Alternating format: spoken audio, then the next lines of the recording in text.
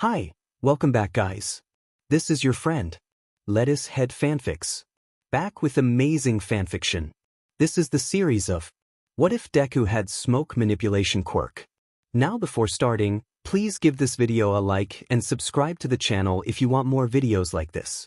Now let's get into the fanfic. Izuku first discovered his quirk on his 5th birthday. As he leaned forward to blow out the candles on his birthday cake, thin, wispy trails of smoke moved away from him, forming a pattern in the air. The little 5-year-old stared at the white tendrils for a moment before narrowing his eyes in focus. To his mother's surprise and his delight, the smoke twisted together into a ball over the All Might-themed cake. There was a lot of crying in the Midoriya household that night. Izuku spent hours sitting in front of the small fireplace, playing with the dark smoke created there.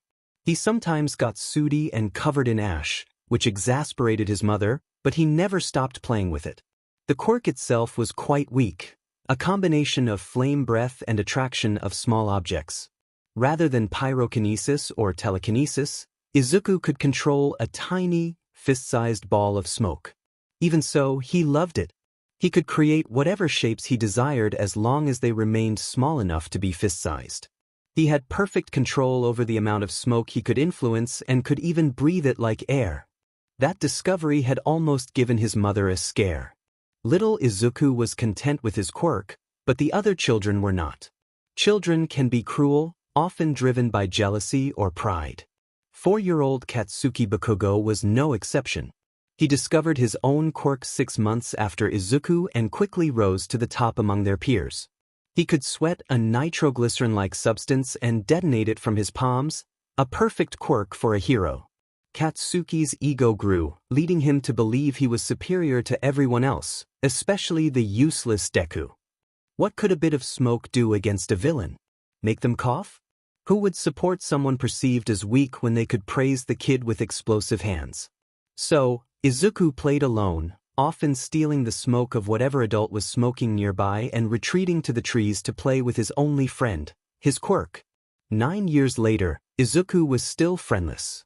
He had made considerable progress with his powers, but everyone focused on the flashy, loud underclassman Katsuki Bakugo. Izuku could perfectly control smoke contained within an area around his own size and had recently discovered he could change the smoke's color, which was cool even if he hadn't found a use for it yet.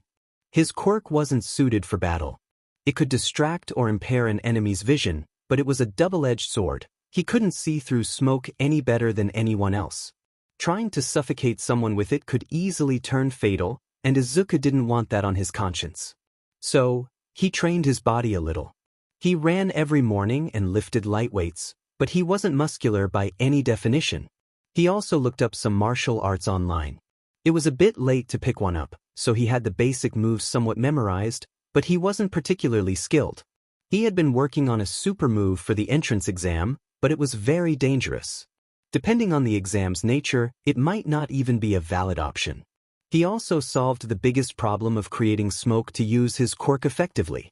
He contacted a small support company that made technology for teenagers preparing for the hero course. They created special devices designed to produce thick smoke quickly. He requested this design for 2 reasons. It was amusing to see others' reactions to his smoking problem, and it disguised the fact that he couldn't produce smoke himself. A villain would see a cigarette and likely ignore it, not realizing it wasn't his only method of attack. Once again, his mother was shocked when Izuku showed her the box. She eventually agreed it was a good idea, but only after making him promise he wouldn't start smoking for real multiple times. Izuku took his seat near the back of the huge auditorium. Several classmates sat around him, snickering about the useless nerd trying to take the exam. Fortunately, the lights dimmed soon after he sat down, and a familiar figure walked on stage. Hey. How is everybody here doing? Are you excited? Can I get a yeahhh? Present Mike shouted with his quirk voice. The hall remained silent. Izuku shouted, yeah, inside his head.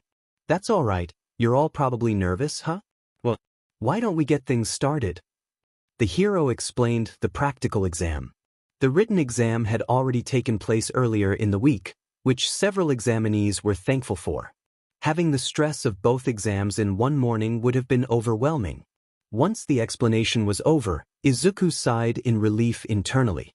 His pseudo-super move would be very useful during the exam, and the hours he had put into training it would not be in vain.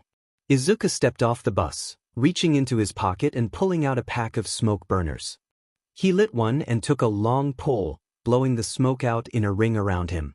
A few of the other teens raised an eyebrow, but most were too busy psyching themselves up for the exam. He slipped the box and lighter back into his pocket, breathing out another stream of smoke. Each smoke burner lasted a while, producing thick clouds. He'd only need one for the exam. Start! Present Mick's voice rang out. Without looking at his competitors, Izuku ran into the city, puffing large amounts of smoke. What are you waiting for? There are no countdowns in real battles. Izuku turned a corner and came face to face with a two-pointer. He ran forward, hands out in front of him, gathering a fist-sized clump of smoke. Compress. Flatten. The small cloud thinned until Izuku could only see a 2D circle of solid black suspended between his palms. A bead of sweat rolled down the back of his neck as he sent it forward at high speed. Monomolecular blade. The two-pointer's head fell to the ground with a dull clang, and Izuku continued onward. Not a great batch this year. Cementos spoke. It is a shame. Quite a few are getting very high scores, but their records are far from perfect.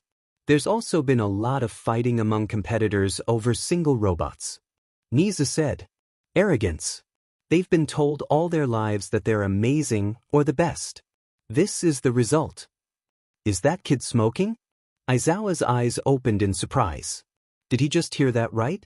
There was a kid smoking during the exam? Yes.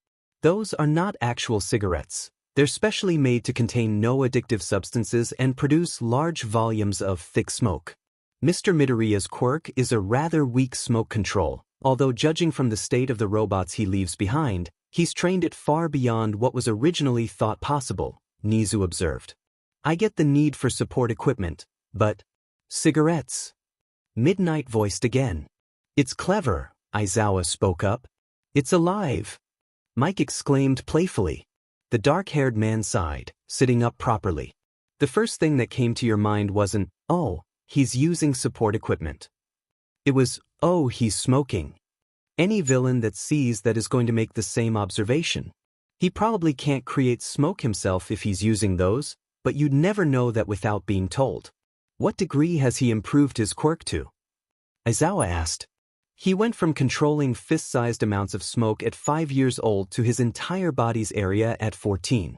His fine control is so perfect that he's creating monomolecular blades with impressively low effort. It was previously believed that he'd only ever double the amount controlled.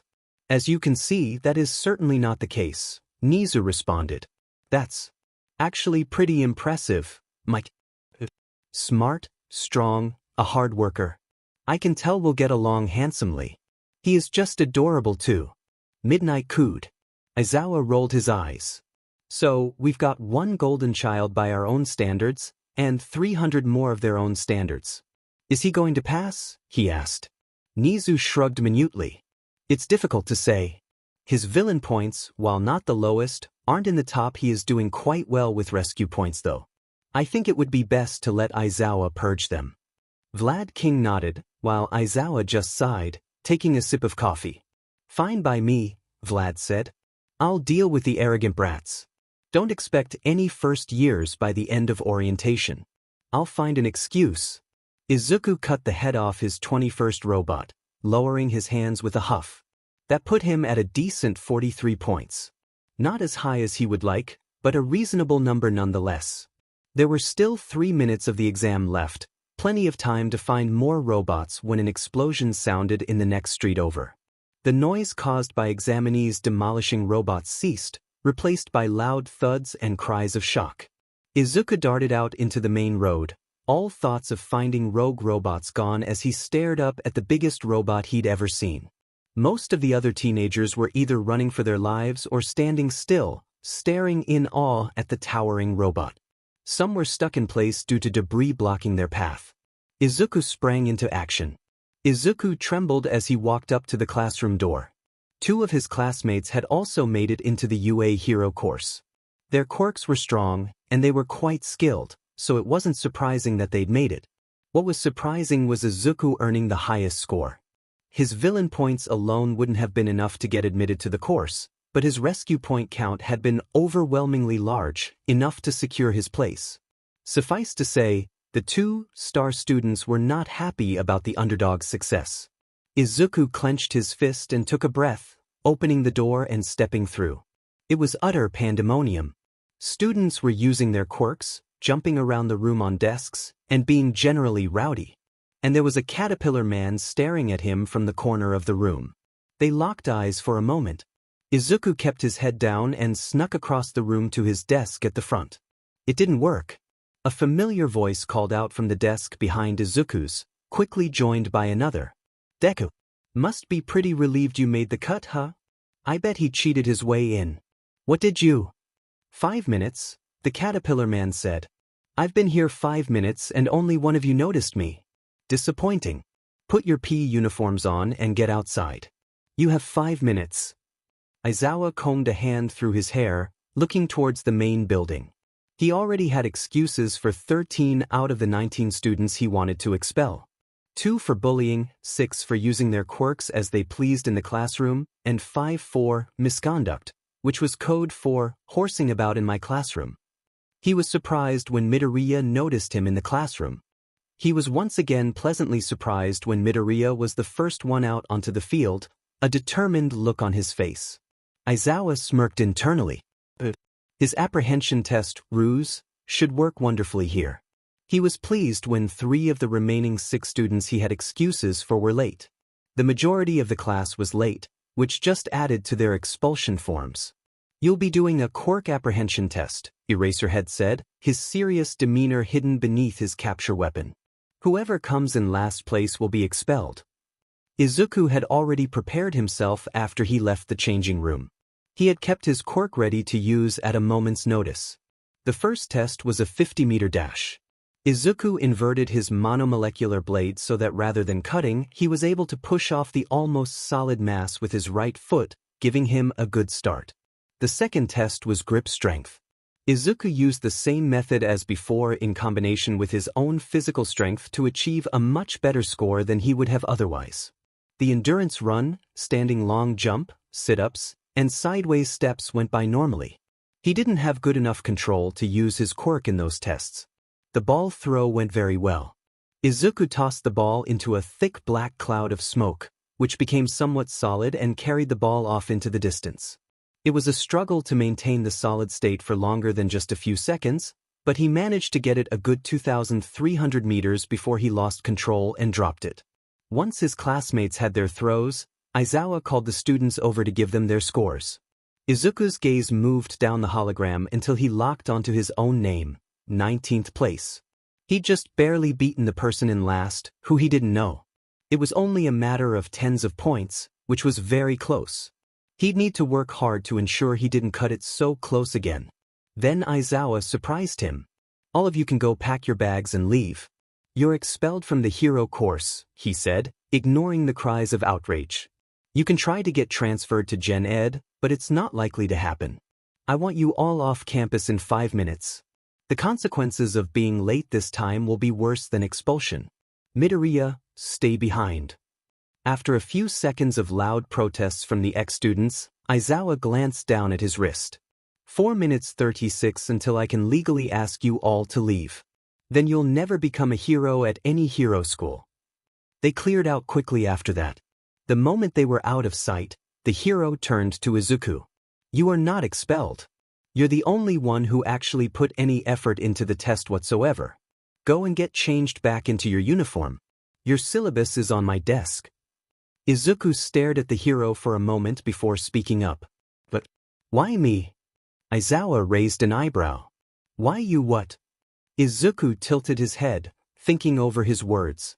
Why keep just me in the course? Some of their quirks were amazing, and if they passed the exams, then they must be skilled with them. Laziness. Arrogance. Yes, their quirks were powerful. But it's because they were born with such powerful quirks that they're not fit for the hero course. They didn't bother to train or improve their quirks. The moment they reached the level that made them top in junior school, they stopped trying to improve and maintain that level. Izuku nodded hesitantly, understanding the man's point. But just because they're a little arrogant doesn't mean they can't become a hero. Let's put it this way. Each and every one of your classmates were given swords, spears, and shields at BRH. You were given a rock. They were happy with their swords and didn't bother trying to use them to forge something better. You, on the other hand, took that rock and chipped away at it, somehow forging Excalibur. Izuku was stunned. Aizawa gave a small grin. I've seen your file, Kit. All of the staff has. What you've done with your quirk. It's impressed every hero currently in that building. He pointed at the main UA building. You're almost pro material already. You created a monomolecular blade from scratch using a smoke control quirk. From the way you kicked off the smoke during the 50-meter dash and carried the ball a minute ago, I can tell you just figured out how to solidify smoke on the fly for a single test. Your classmates just used their quirks the same way they've always used them during that test. You pretty much just reinvented your own quirk to suit your needs. That is what we look for in potential heroes. Aizawa patted Izuku's shoulder as he passed. See you tomorrow, kid. Make sure you get your syllabus, but you're free to go. Have a long nap. We're going to be sharpening Excalibur all morning. It's going to be intense.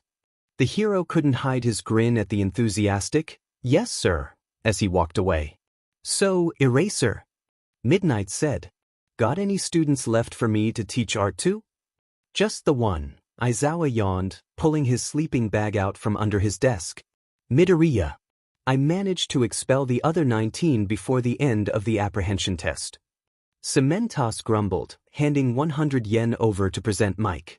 Great. Midnight squealed. Teaching one-on-one is much better than a class full of kids. I can tailor the lesson plan to his progress specifically. Oh, this is amazing. Aizawa rolled his eyes, laying back under his desk and snuggling into the yellow bag. That kid would make a great hero. He'd make sure of it. Izuku stepped into homeroom and stopped, staring at the single desk right in front of the teacher's one. He stepped forward and sat down, looking around the barren classroom in slight disbelief.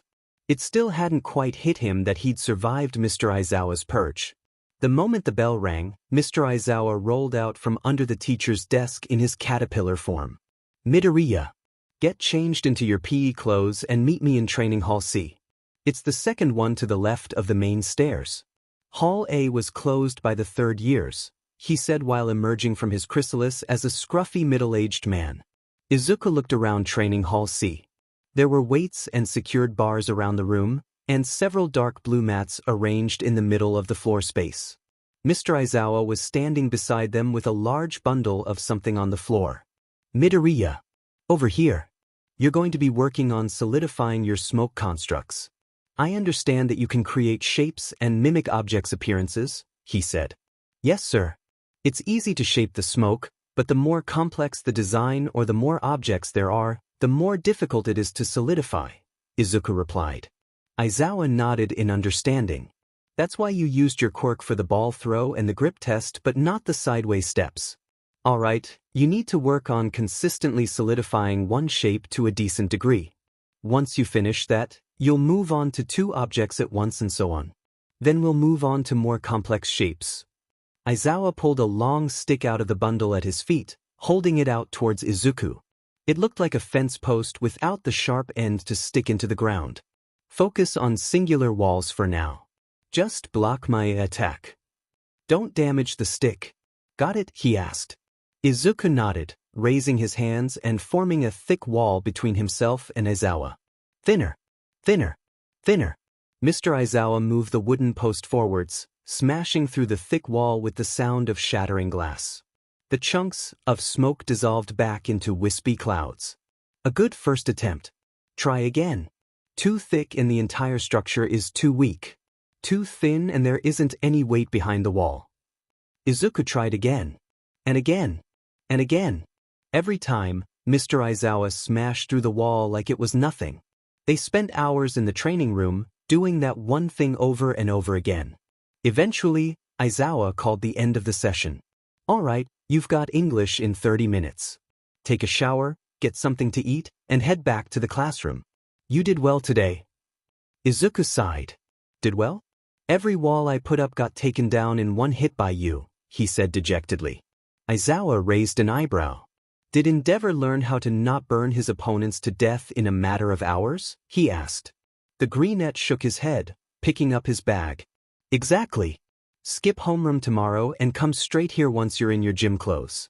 We'll get an extra half hour that way, Aizawa called as Izuku left.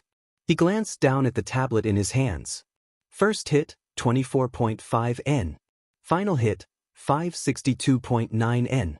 Aizawa grinned. You'll be stopping full-strength punches with those walls this time next week.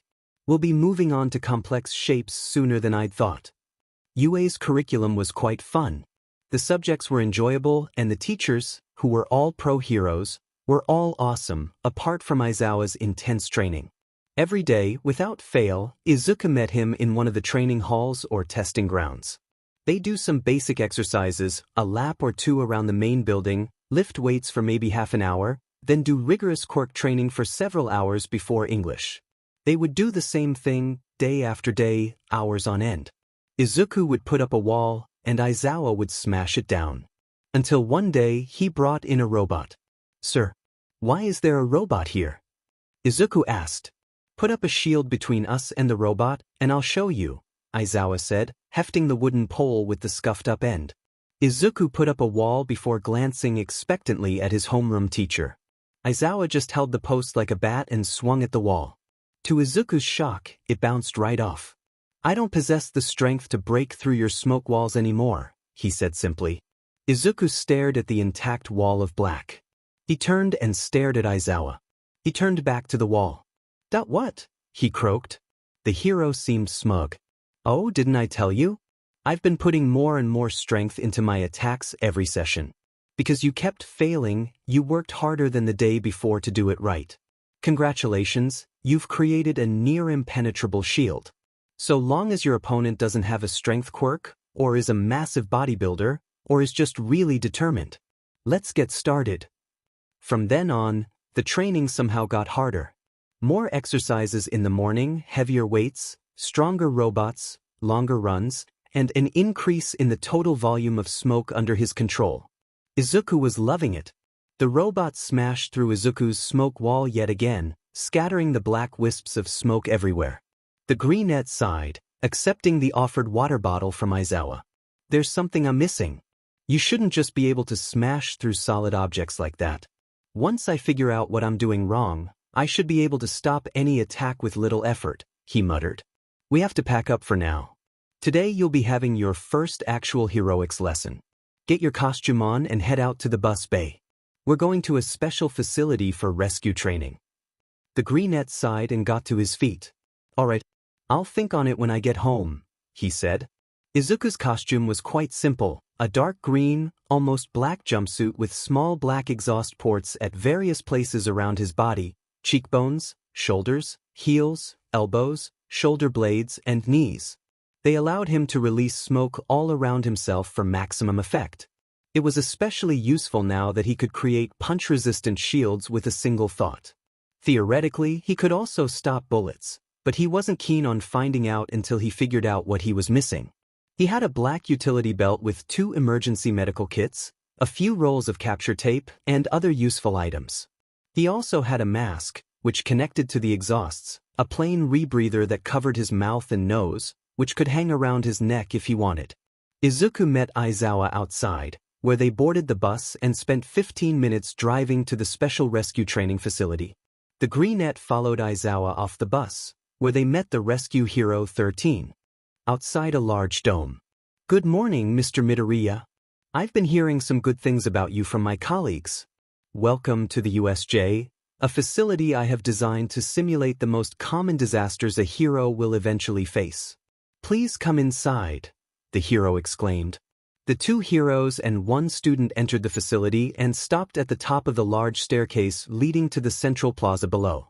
Izuku looked around the large dome in barely contained awe. There was a lake, a mountain, a pair of separate domes covered in painted flames and blue waves, a crumbling city, and a rocky outcrop. Floods, fires, storms, landslides, and earthquakes. These are just some of the scenarios you will come across in your career. I'm sure Eraserhead here has been teaching you how to wield your quirk offensively. Well, with me, you will learn how to use your quirk to save people from disasters such as these. Follow me, 13 exclaimed. They went down the stairs and headed to the crumbling cityscape, moving to the center of the zone, where there was an intersection with roads leading off in several directions. Welcome to the earthquake zone. Possibly the most common disaster you will come across, an earthquake in or around a populated area. Now, these buildings are made to be unstable, so we will need to be cautious. However, most of them can only collapse if triggered by the facility's main computer. Izuku followed 13 into the nearest building, Aizawa right behind him.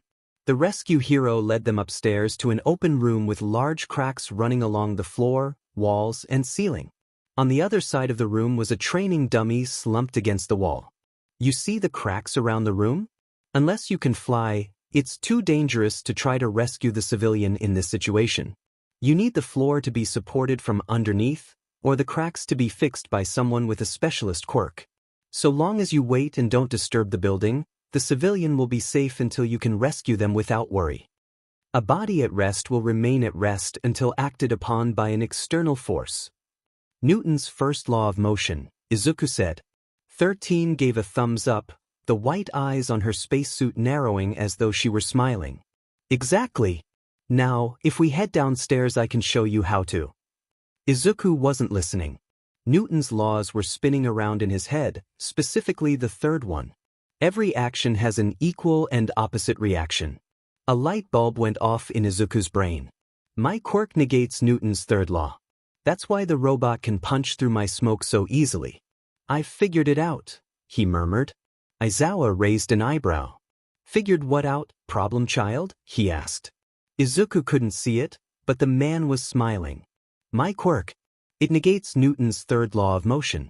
That's why you and the robot could smash through my solidified smoke so easily. You didn't receive an equal amount of force in return. My general strength with my quirk has been getting stronger. That's why you've needed more force every time to break the walls. But if I were to mimic the effects of Newton's third law with my quirk. Izuku pressed a button on his suit, letting the smoke contain their jettison out through the exhaust pipes. The smoke moved around the room, permeating the cracks in the walls, floor, and ceiling. With a single thought, the smoke hardened, securing the room perfectly. Izuku didn't need to focus on shaping the smoke. The contours of the cracks did that for him. Slowly and carefully, he walked across the room, picked up the dummy, and brought it back to the two heroes. Aizawa was grinning. Congratulations, kid. You've just graduated to shape training. The rest of the lesson with 13 was very informative. The hero enthusiastically taught him what to look for in unstable infrastructure, how to tell if something was load-bearing, and other useful tips about rescue work in an unstable building. Izuku would have one rescue lesson a week, moving to a new zone in a repeating loop, completing mock rescue missions that became gradually more complex and risky. In the meantime, the training sessions with Aizawa had gotten harder. The sports festival was coming soon, and Aizawa was pushing him to his limits. He might have figured out how to make borderline indestructible 2D shields, but he couldn't do anything more than that.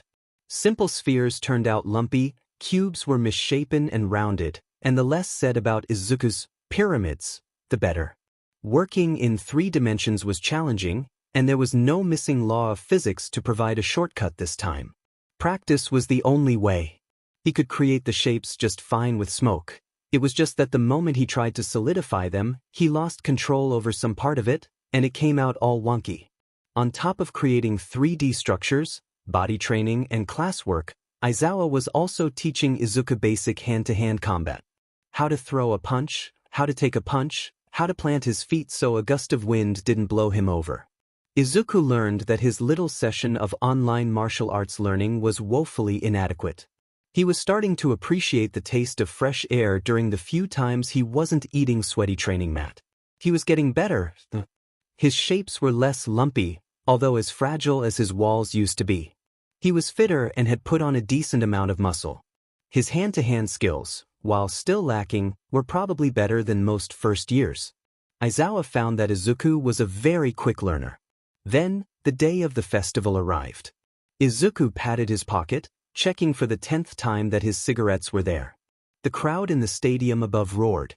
"Is everybody ready?" Present Mic's voice boomed. The audience yelled back a giant, "Yes." Izuku stood up and left the waiting room, checking again that his lighter was with his cigarettes. "Then let's get started. First, we have the sole student of the hero course, the survivor of the Class 1A purge, Izuku Midoriya." Izuku walked out into the stadium alone, looking around at the large circular arena. The audience seemed a little confused as to why there was only one hero course student, but they cheered nonetheless. Next, we have the general studies classes 1C, 1D, and 1E.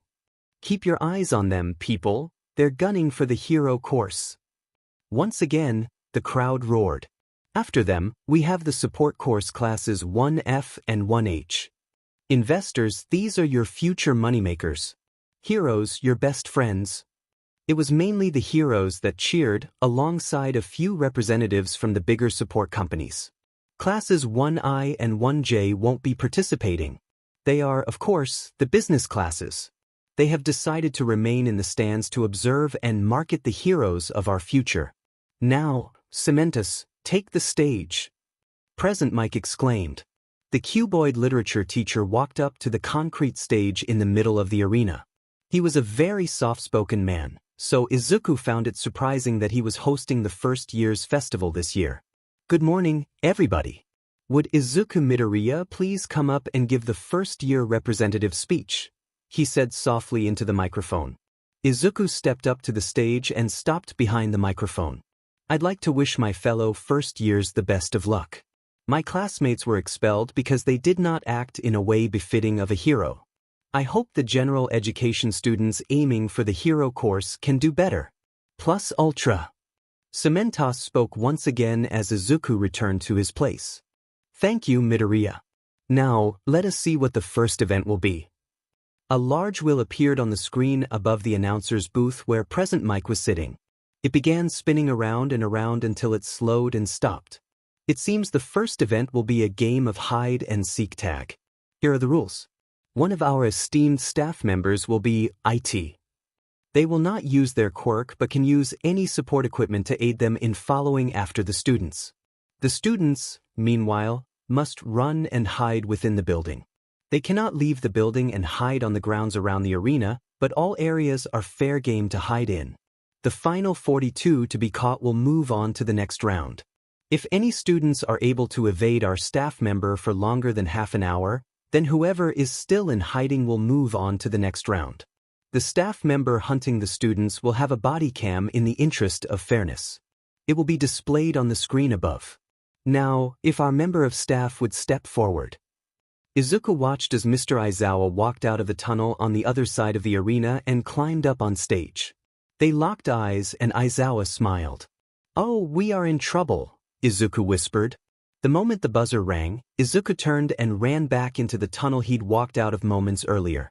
The students had a 30-second head start, which Izuku planned to use. He sprinted down corridors and up staircases, moving quickly the whole way. Izuku ducked through a doorway, inhaling the smoke that surrounded him. He tossed the cigarette butt into a nearby bin and entered the stands, huffing and puffing. The audience members in his section glanced at him for a moment before turning back to Aizawa and Cementos below. The second buzzer went off, and Aizawa ran across the arena and into the tunnel most of the first years had run through. Izuku walked calmly to the railing at the front of the stands, leaning there for a second and watching the tunnel.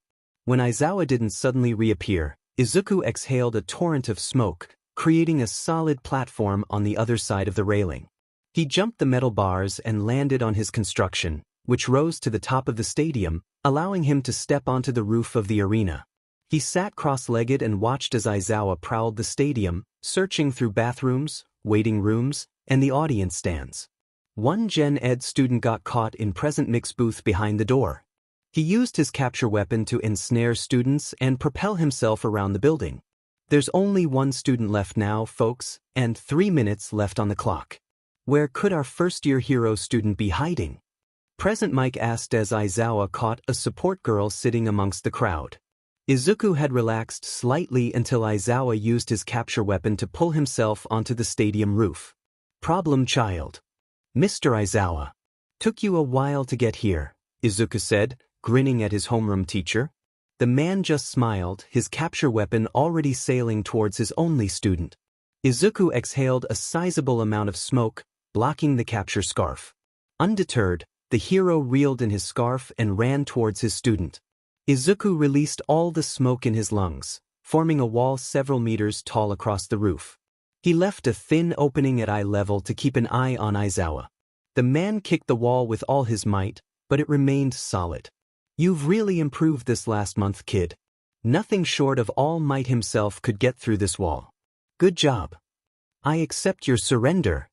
Izuku called through the small gap. I didn't say I was giving up. Eraserhead replied, jumping off the roof and swinging below, coming back up on the other side of the wall. Izuku jumped back, dodging the hero's capture weapon again and ensnaring it in smoke, solidifying it around the tool. Aizawa drew his knife and cut away the length of the capture weapon ensnared in smoke. By the time he turned to where Izuku had run, a large black cloud was swirling on the roof, obscuring his vision.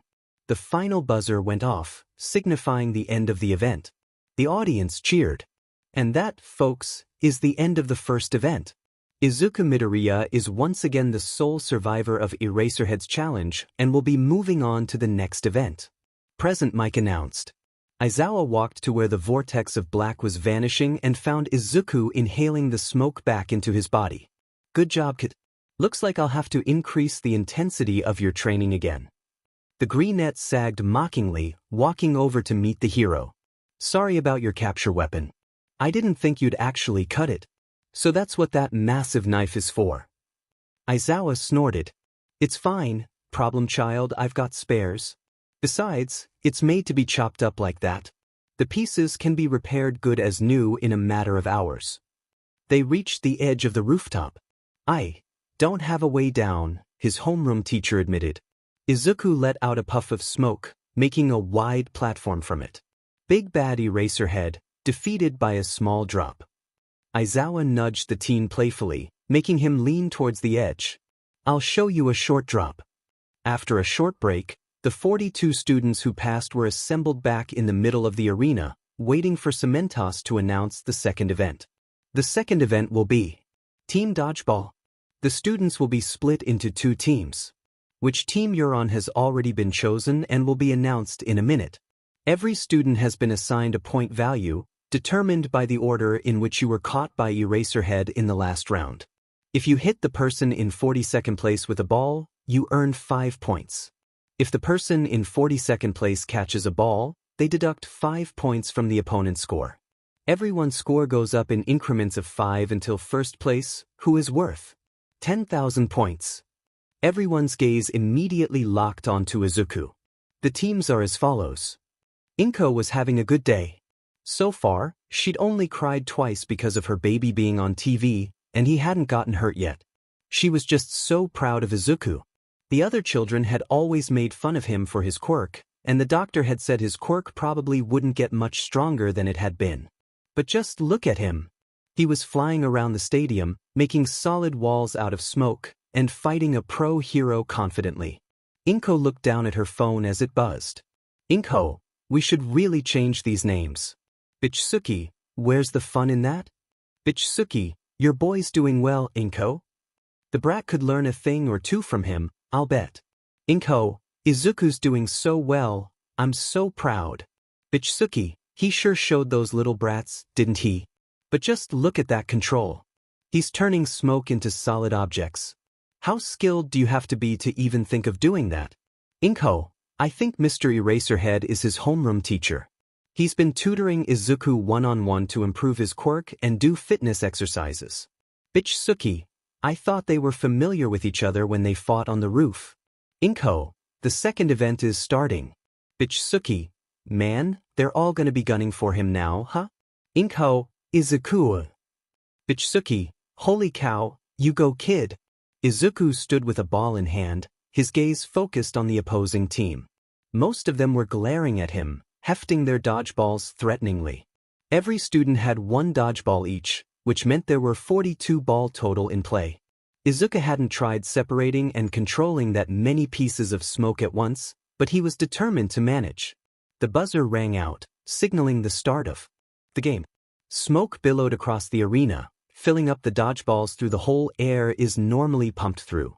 With a single thought, Izuku sent every ball in the arena towards the opposing team, the bright red ball bouncing off the teenagers and straight back into the hands of his teammates. The spares remained floating in the air as Izuku grimaced, struggling to keep control of 42 objects at once. And Midoriya comes in with an instant attack, awarding his team 234 points in one move. Present Mike exclaimed. As his teammates threw more and more volleys at the opposing team, Izuku eventually had to let go of the smoke within the ball, as the sheer number of objects tired him out tremendously. The opposing team started returning fire, concentrating mainly on Izuku, who gathered the smoke left around him and put up a wall. The ball just bounced harmlessly off. The second event went on for 15 minutes. The red team put up a good fight, but thanks to Izuku's initial attack, the green team came out on top. The final round of the sports festival was always a tournament. Miro hadn't done so well in the tournament last year, but he was confident that this time he wouldn't end up embarrassed on live TV. Tamaki hadn't made it last year because he wasn't aggressive enough to make it through the second event. Nijire beat her first opponent but lost to her second one. She'd improved the second best of the three of them, next to Miro's control problem. The 3 second years were watching the first-year tournament. They'd been surprised to find that there was only a single kid in the first-year hero course.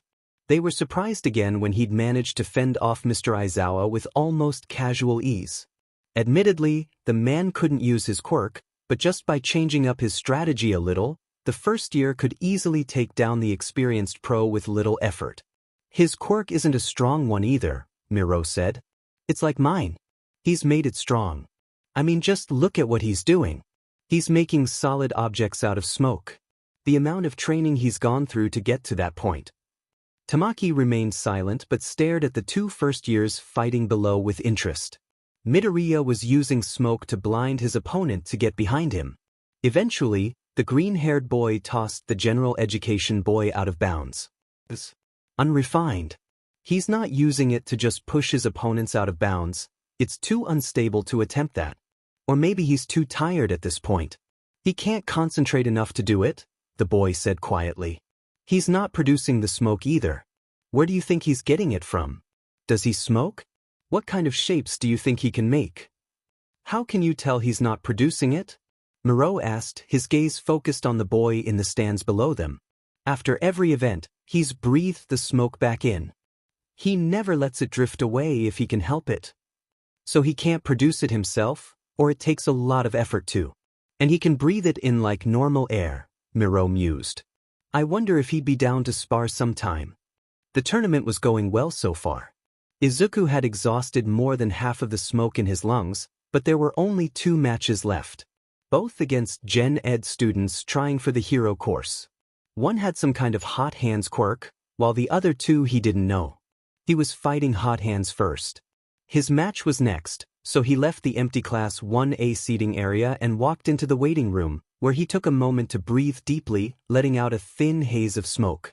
When he heard the summons to the arena, he inhaled all of the smoke and prepared himself. Izuku walked into the arena and up onto the concrete platform that served as a fighting ring. On one side, we have Tetsubata Shota of Class 1D. On the other, we have Midoriya Izuku of Class 1A. Will the fiery fist defeat the smoky smartmouth? It could go either way. Izuku bowed to his opponent, who seemed nervous. They'd both made it this far, but Izuku was the sole member of the hero course. He wasn't expected to lose. Begin, Cementos said quietly. Izuku sprang into action, sprinting at his opponent as he blew out a small stream of smoke, the dark clouds surrounding him like the rings of Saturn. Tetsubata raised his arms in a defensive stance, his feet sliding into a steady base. He seemed to have some martial arts training, or at least knew how to fight properly. Izuku sent a ball of smoke at him, expecting him to move away. Instead, Tetsubata ducked, which worked in Izuku's favor as it didn't change the distance between them. Izuku's fist met Tetsubata's forearm. The other boy tried to grab Izuku, but the green net twisted away, blowing a gust of smoke into Tetsubata's face. He closed his eyes and coughed, covering his face with his hands. Izuku seized the opportunity, grabbing Tetsubata by the arm and kicking his feet out from under him, tossing him to the ground and straddling his back, pinning his arms to his sides. Tetsubata is unable to move. Midoriya moves on to the finals. Izuku stepped up to the concrete ring for the final match. This is it, folks. The moment we've all been waiting for. Midoriya Izuku vs. Akane Mitsa.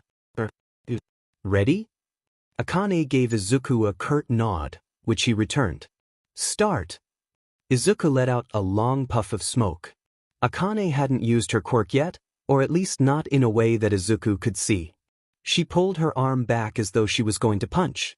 Was she going to kick up a strong wind like All Might? Her fist came flying towards him at high speed. Izuku dodged. Okay, spring-loaded fists and stretchy arms. So she hadn't used a reflex quirk during her other fights. She was just that skilled. Izuku tried to ward her off with smoke walls, but her fists were too fast and broke through the smoke before he could harden it. Her wrists stretched from where she was stuck to the wall and punched him. After a few minutes, Izuku decided that close range was his only option. He couldn't risk messing with her arms as he hadn't found their limit yet.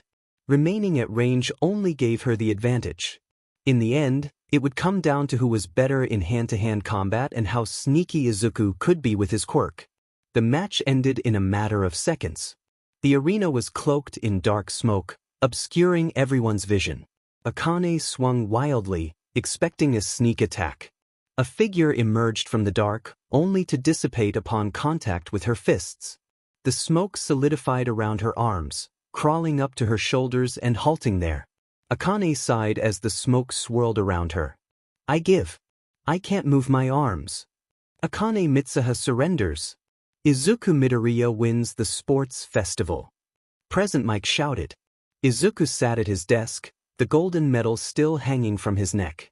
Mr. Aizawa entered moments later, smiling at the teen. Well done, kid. I'm impressed. You actually held me off until time was up. Izuku beamed. Looks like I can't go easy on you anymore, Aizawa added with a grin. Izuku smiled back. I look forward to it. Aizawa glanced down at the papers on his desk.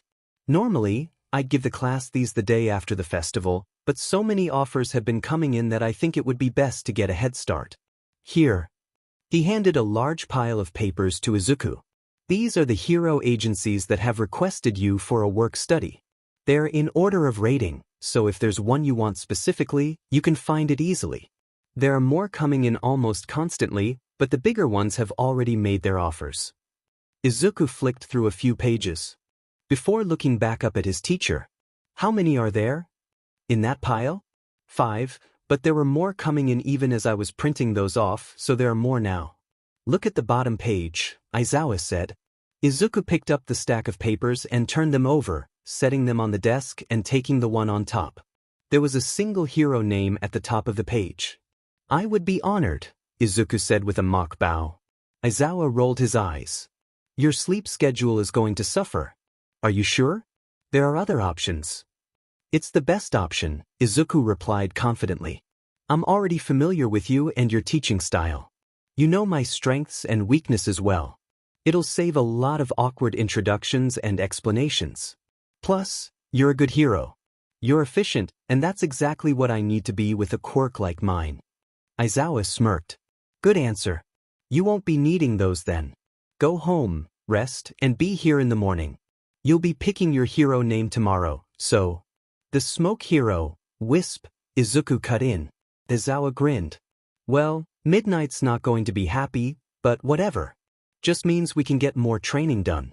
Your hand-to-hand against Akane and the other Gen Ed kids was lacking. I'll need to WP you into shape before we go out on patrol.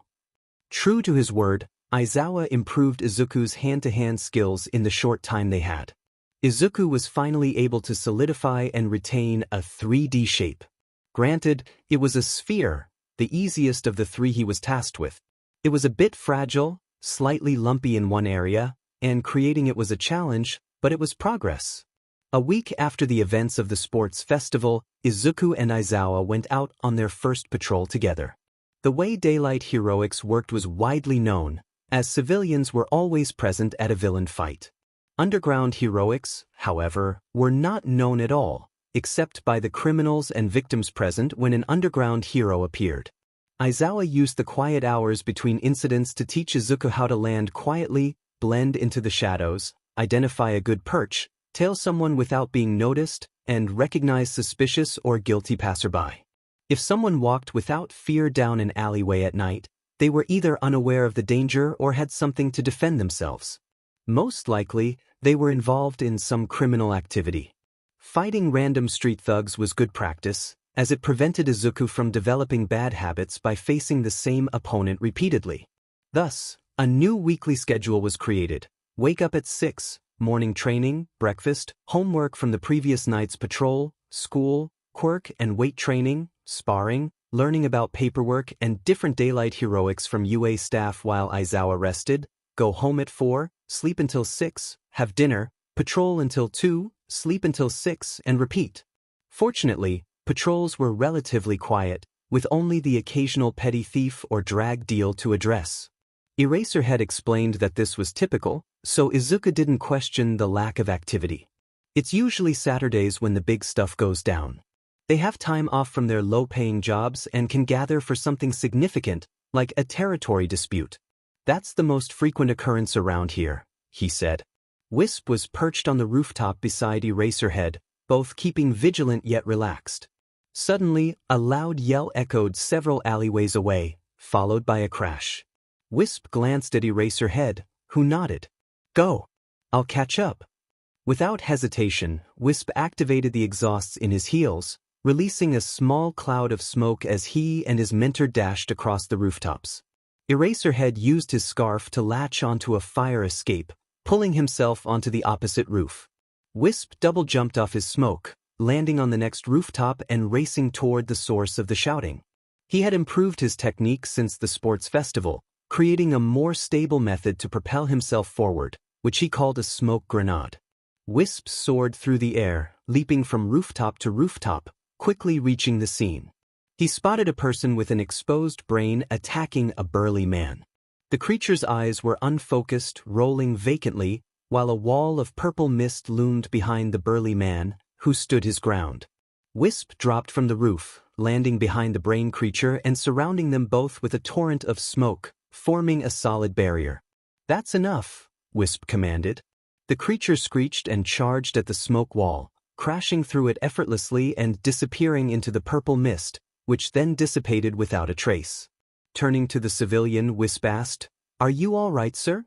The burly man nodded. "Yeah, I'm fine. My quirk absorbed the impact of that thing's punches. I'm just glad someone heard my shouting. I would have hit my limit sooner or later." "What exactly happened?" Eraserhead inquired. The man shrugged. "Not much to tell really. I was walking when this purple portal spat out that brain monster in front of me. It was strong, like someone with a strength quirk. I know what that punch feels like. Anyway, this guy here shows up behind it and puts up a wall. The moment it sees him, the monster runs back to the portal." Eraserhead turned to Wisp. "I used a full-strength shield. It didn't hit the smoke, it just ran through it like it wasn't even there."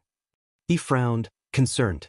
Wisp's walls could typically stop most threats, but the brain creature's ability to walk through one was troubling. Once the police questioned the man and took statements from the heroes, Wisp and Eraserhead returned to UA. Izuku stumbled into homeroom, still a bit tired from the previous night's patrol. It hadn't been as eventful as a few nights ago, but he was still up until 2 a.m. running on rooftops. Mr. Aizawa greeted him from his desk as Izuku slumped down at his own.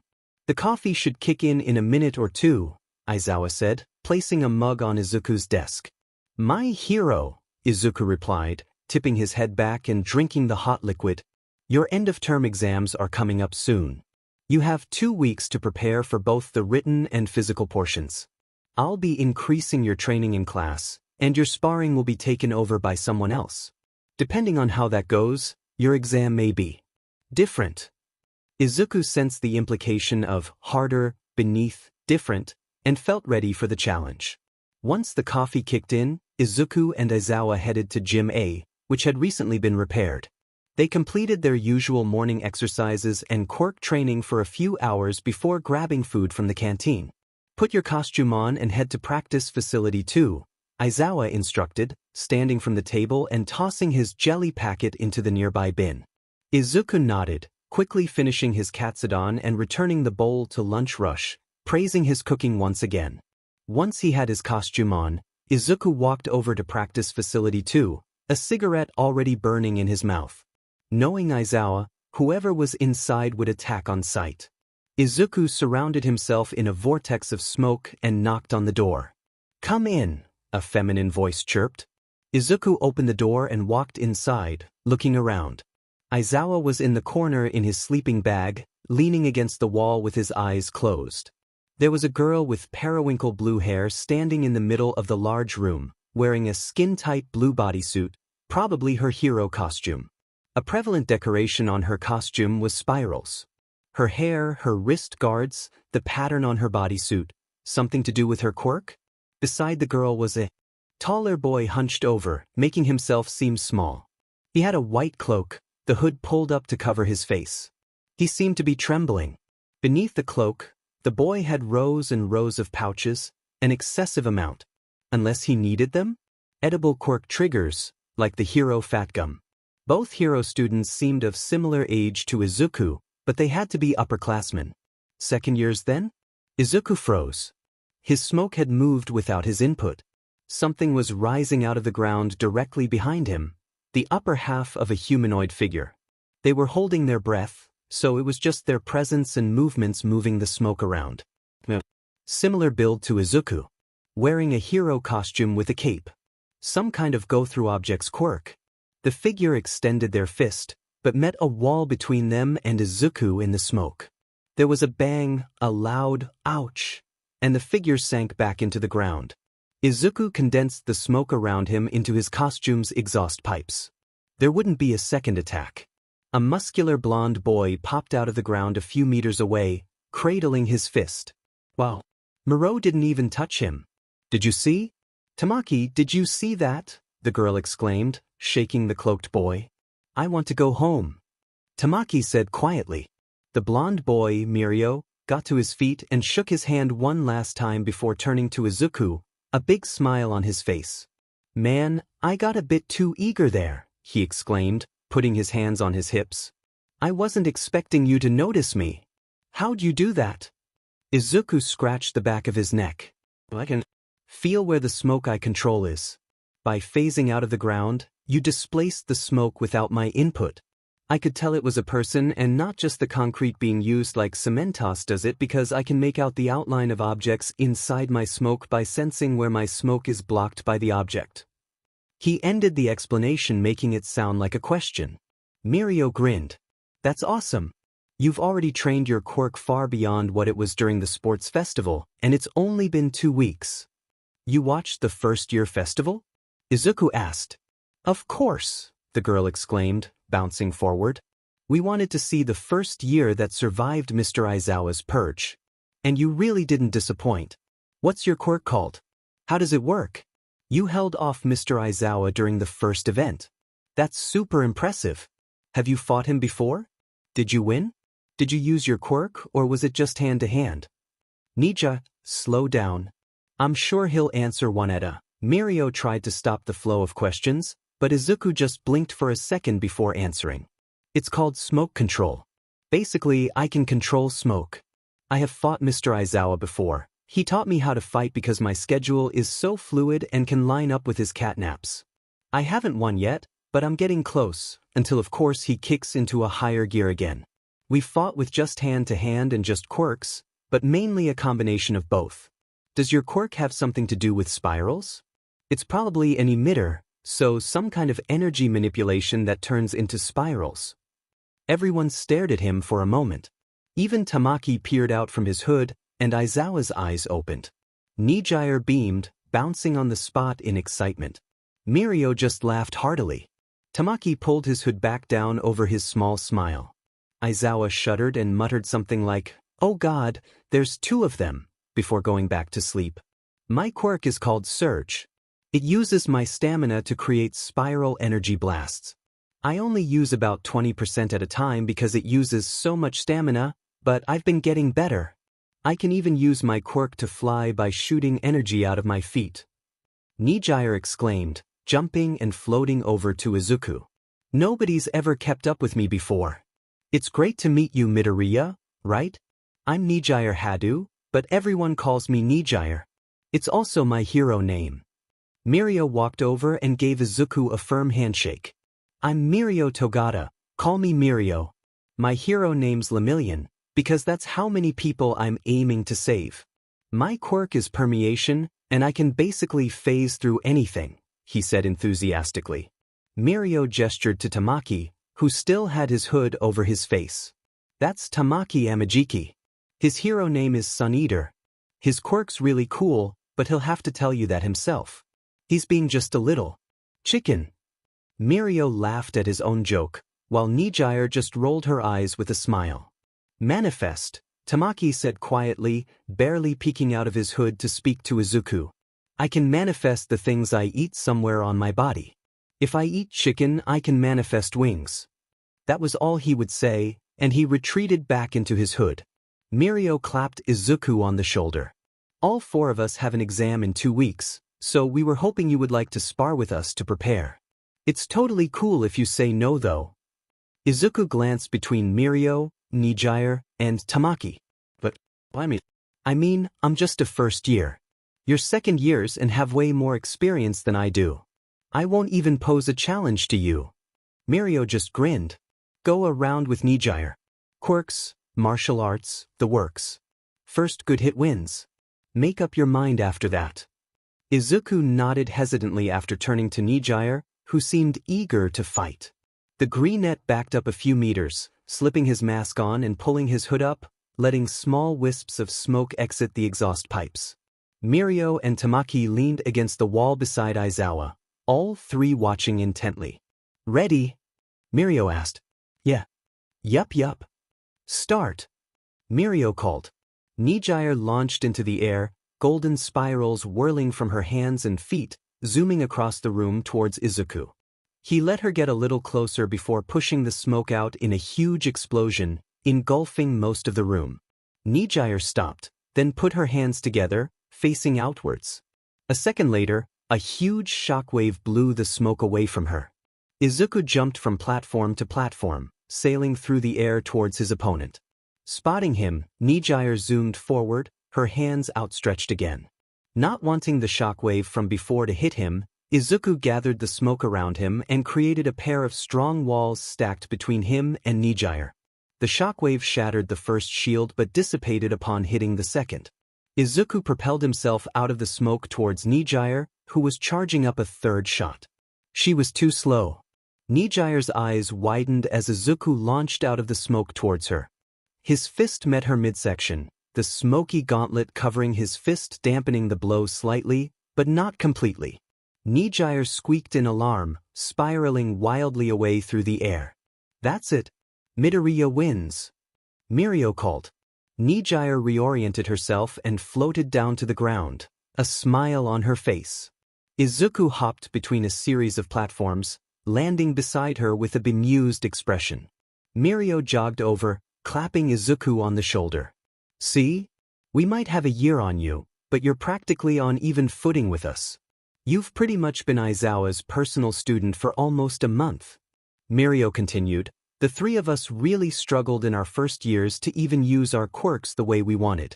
We spent most of our first year catching up to our peers in terms of quirk control. Now we're working on catching up in technique. You see the similarities? Izuku nodded. The 4 of them had similar problems and had so far worked to similar points. The older 3 students' quirks were much more finicky to use than Izuku's, which was the only reason he'd been able to catch up to them in terms of battle prowess. They would be able to help each other train for the exams in 2 weeks without the youngest holding them back. So, are you in, Midoriya? Mirio asked. I'm in. And call me Izuku. Izuku grinned. Mirio's smile matched his. Nijire beamed, bouncing on the spot. Tamaki cracked a small smile. Then let's get started. Power! Mirio cheered, sinking into the ground while striking a heroic pose. Izuku walked into practice facility A, raising a hand in greeting to Tamaki, who was the distraction near the entrance. Hey Tamaki! Is Mirio here yet? He asked, dodging a Nijire wave and putting up a smokescreen. No. Tamaki replied, not very convincingly. Nijire dodged a smoke bomb and threw a blast at Izuku, which was blocked by a weak shield.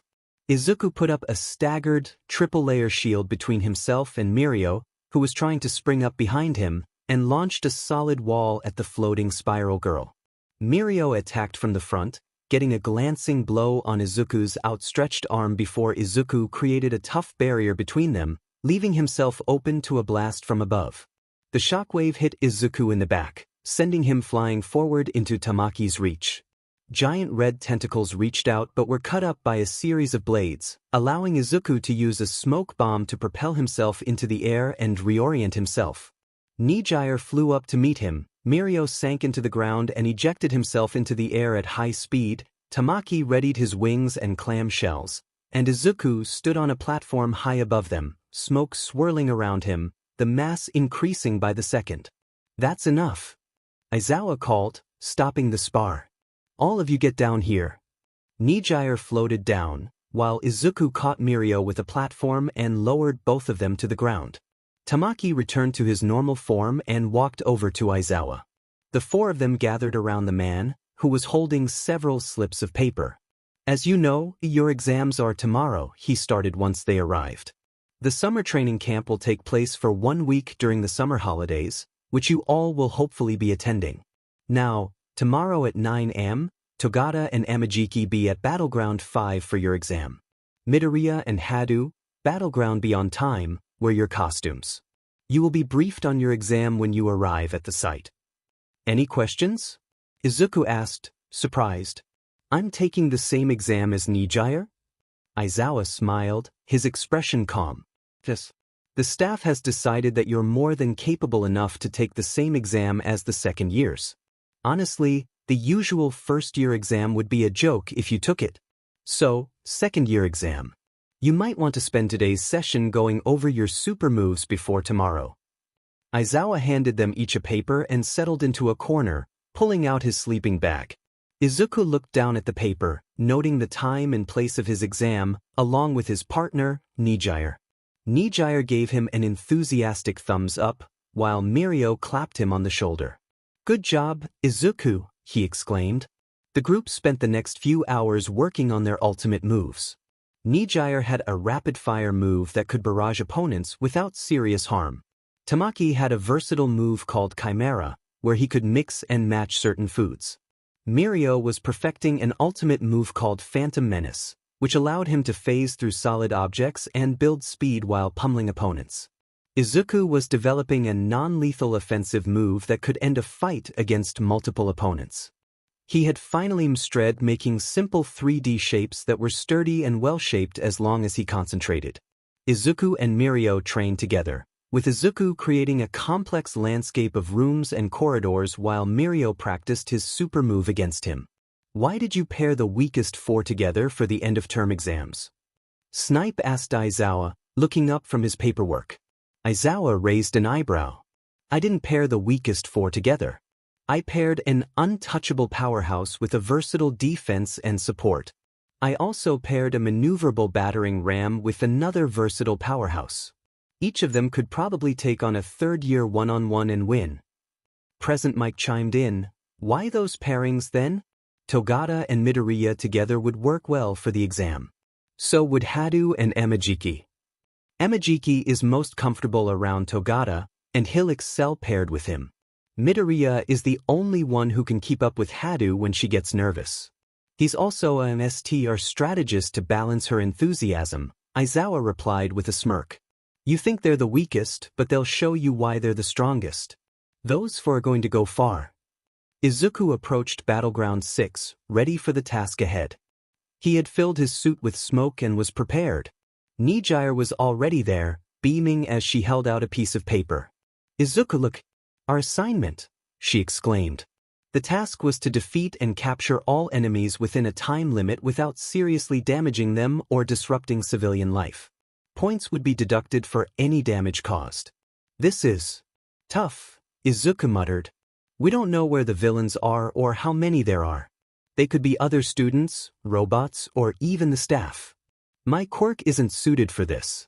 I could easily damage buildings if I engage villains in narrow spaces, Nijire admitted. My quirk is good for this situation, Izuku replied. I can capture villains without involving civilians or stopping traffic. I can also protect the buildings while attacking. I should scout from above, and you follow behind. I can signal you if I spot someone, and then you can come in for the capture, Nijire suggested. Izuku nodded. I can hold my structures across long distances, so the city size isn't a problem. The main issue is the number of targets, but I can transport the villains we catch in one box. It's half an hour, so there are probably only 30 villains or less, which is manageable. I'll search the buildings by circling and looking in through the windows, Nijire said. They waited a few moments beside the closed doors, Izuku preparing himself while Nijire bounced nervously. When the doors opened and the buzzer rang, Nijire jumped into the air and flew above the rooftops to scout for villains. Izuku followed, peering into windows and around corners. Nijire was the first to spot a villain just 10 seconds into the exercise. The glass office building, north side, 5th floor. Izuku quickly launched a smoke grenade, using several in quick succession to reach the office building and circle around to the north side. The robot was half hidden behind a desk and computer. So that was how it was going to be. Izuku let smoke permeate through the gaps between the windows and the window frames, surrounding the robot and imprisoning it in a perfectly cuboid box strong enough to contain a minor strength enhancement quirk. The corner shop across the street, in the back room. Izuku nodded to Nijire as they passed above the street full of self-driving cars, simulating rush hour traffic. Approximately 22 minutes and 34 seconds later, Izuku and Nijire landed back at the entrance to the city, where a grinning Aizawa and slack-jawed Present Mike were standing. Well done, you found and captured all 80 villain bots with absolutely no damage done to them or the buildings, and the traffic didn't even notice your presence. You still have. He glanced at his watch, 7 minutes and 16 seconds left, so that's bonus points. Good job. You can let the villain robots go now. Midoriya, if you haven't done that already. Izuku let out a sigh of relief, releasing his hold on the 76 smoke prisons around the mock city. Togata and Amajiki are just rounding up the last few robots. They'll be done in just a few minutes with a perfect score like you two. Go and shower, change back into your uniforms, and wait for the other two, Aizawa said, walking off. Present Mike followed after him in a daze, his mouth still hanging open. Izuku and Nijire headed to the changing rooms and showered. Izuku was joined 3 minutes later by Mirio and Tamaki, who turned their own showers on after greeting him tiredly. Man, you and Nijire destroyed the test. Mirio exclaimed. Me and Tamaki did pretty well. I scouted inside buildings while Tamaki captured the villains with his octopus tentacles. We actually had to improvise restraints at one point, using bent steel bars and wires. We lost points by destroying the environment but got them back by finishing 4 minutes early. Izuku nodded, washing soap out of his hair. Nijire was the scout for us, and I made the prisons. Ah, all that shape training finally came in handy. Mirio said enthusiastically. Izuku smiled. Yeah. Air can still permeate the walls, but they're difficult to escape. The only struggle we had was the fact that there were so many robots to find and restrain. Tamaki sighed quietly. I can understand making the test difficult, but 80 villains in half an hour is too much. The boys left the showers and changed into their uniforms, meeting Nijire outside and heading up to the main building. I wonder how our classmates did? Nijire said. They're all really strong, so probably nobody failed. 3 hours later, as Izuku was about to head to lunch, the door burst open and his 3 friends came barreling into the classroom, wide-eyed. Even Tamaki seemed almost manic. Izuku, you'll never guess what we found out. Nijire exclaimed. Aizawa opened his eyes before grinning within his sleeping bag and closing them again. What is it? What's going on? The greenette asked, thoroughly confused. We're the top students in the class. Mirio yelled. Izuku took a moment to think it over. Wait up. How do you know? He asked excitedly. Our classmates wanted to compare scores with each other, Nijire began. The biggest number of captured robots I heard was they didn't have any simulated traffic, and their robots weren't lurking inside the buildings, just in the alleyways. And they didn't have to capture the faux villains with minimal damage done to them. It was more of an optional extra credit thing for our classmates, not a requirement. Mirio said. There's a class ranking put on the homeroom billboard behind the teacher's desk, Tamaki interjected quietly. We were at the very top, rather than the bottom like the end of last year. Izuku smiled almost blindingly at his friends. Guys, that's awesome. Where did each of you place? I got third. Tamaki said. I got fourth. Nijire beamed. I came in second. Mirio said proudly. We all got a perfect score, but you and Nijire finished with more time to spare and extra points. I think it was something like 120% to our 110%. That's great. Who came in first? Izuku asked. Mirio tilted his head, as if it was a silly question. Nijire mimicked his movement, while Tamaki seemed confused. Pff, what kind of question is that? There's only one person it could be. Mirio exclaimed. Who? You, Izuku. You're the top student in class 2A. Unofficially, of course. Mirio had insisted that they celebrate Izuku's victory over his upperclassmen. Izuku had asked if they'd like to come over for dinner. His three friends had readily agreed, while Inko was ecstatic her baby finally had friends over. She didn't even tease him over the fact that one of them was a girl, instead being content to ask about how Izuku was doing in school and embarrassing him in other ways, like getting out the baby album. Mirio had joked that his dad would do exactly the same if they were at his apartment. Tamaki had just smiled quietly at the pictures, occasionally speaking up to ask how Izuku had gotten into that predicament, questions that Inko was all too happy to answer. Nijire had been by far the worst. She and Inko immediately hit it off and spent most of their time teasing Izuku over his baby pictures or chatting animatedly about how well he was doing in school, which Mirio took great enjoyment out of. Izuku had never been happier. Izuku nodded to Aizawa as he walked over to the bus bay, his suitcase in hand. The summer training camp started today. More accurately, the second year's plus Izuku's training camp started today. Since Izuku was on his own, there was little point in holding an entire training camp for just him. So that he could have the experience, Izuku was going with the second years, who were quite eager to meet him. Aizawa's expression was grim, which set Izuku on edge. Something was very wrong. I didn't tell you before because I didn't want to distract you from your exam preparations, but now I think it's a good time to motivate you, he said. His words were light, but his tone remained serious. The same purple portal has been appearing with different creatures and abducting people. There have been 4 kidnappings since your work study, including Mr. Sakamoto, the man you saved the first time we encountered the portal. I've been able to link several kidnappings in the past to the most recent ones. Bystanders remember seeing a purple mist around the area of the kidnappings. It's consistent enough to link the cases together. Izuku frowned. Why kidnap so many people? What do they gain? It gets worse, Aizawa continued. A blood sample was found at a scene about 6 months ago. It didn't match the victim, and the sample was so contaminated it was impossible to find the real culprit. Contaminated how? Izuku asked. There were DNA samples of 3 different people, all of whom had gone missing 8, 9, and 13 months prior to that incident.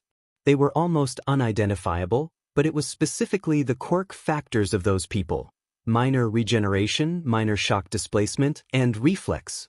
The victim had a rather powerful strength enhancer, Aizawa explained grimly. The creatures are tailored to defeat their victims. The one attacking Mr. Sakamoto had a strong strength enhancer. I'd bet it came from the kidnapping you just mentioned. Izuku's horror mounted. Someone's collecting and exchanging quirks between people, creating living weapons that can be tailored to an individual you want eliminated. Or just make a standing army, who's to say? He thought for a moment. What were the quirks of the most recent victims? Mr. Sakamoto had shock absorption, a very powerful one. The next had super regeneration, the one after had a speed enhancer called burst.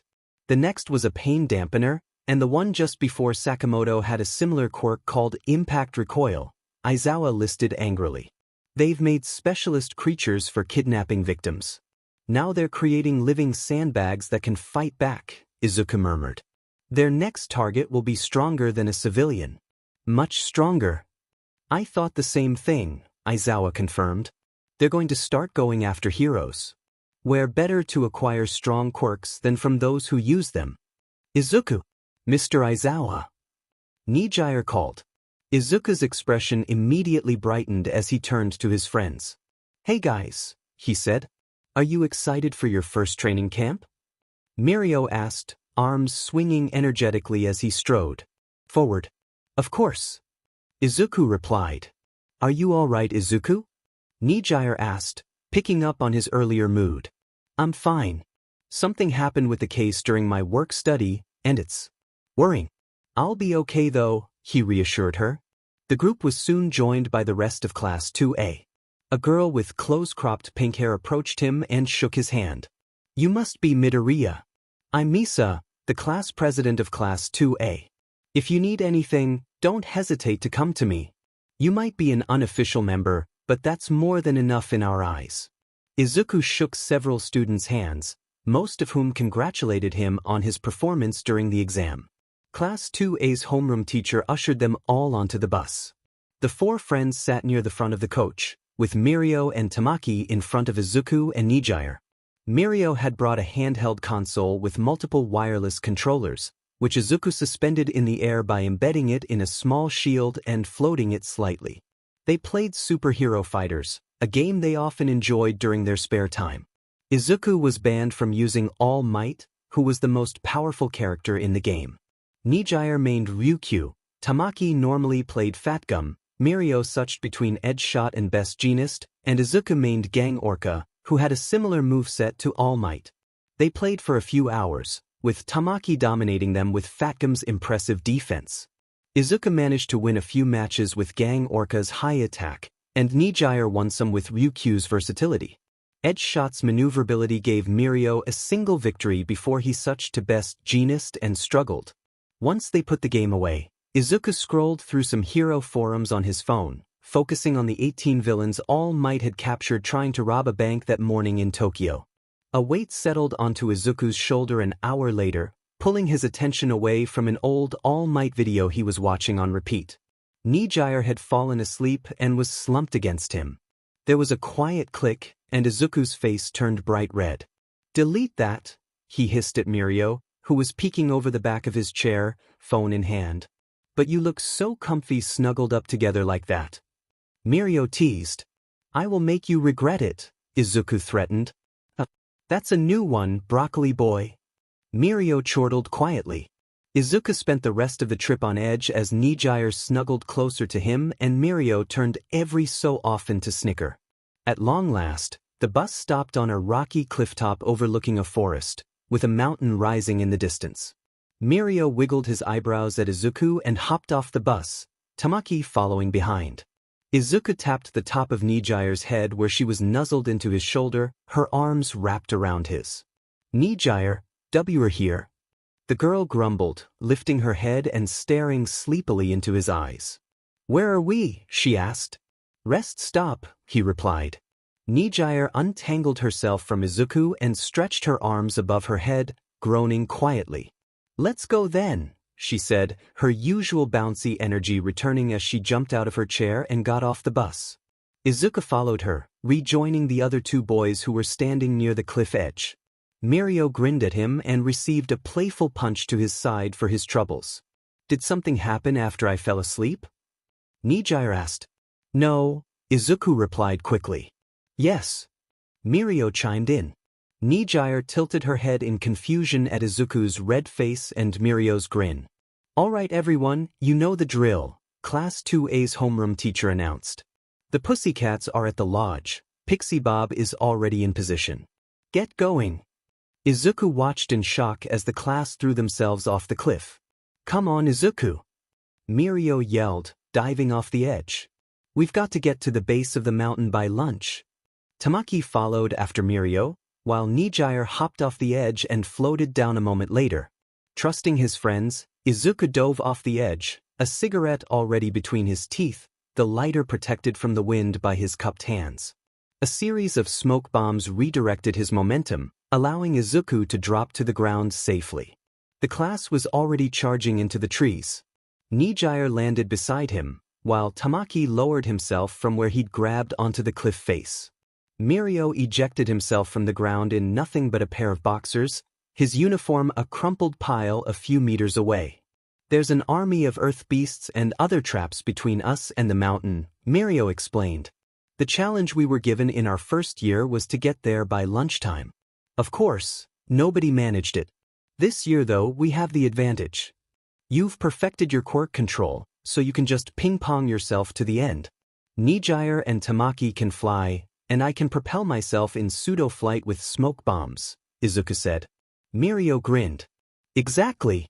But then that would be no fun. So I say we fight whatever earth beasts we come across as we make our way to the end. The goal is still lunchtime though. Izuku nodded, a small smile on his face.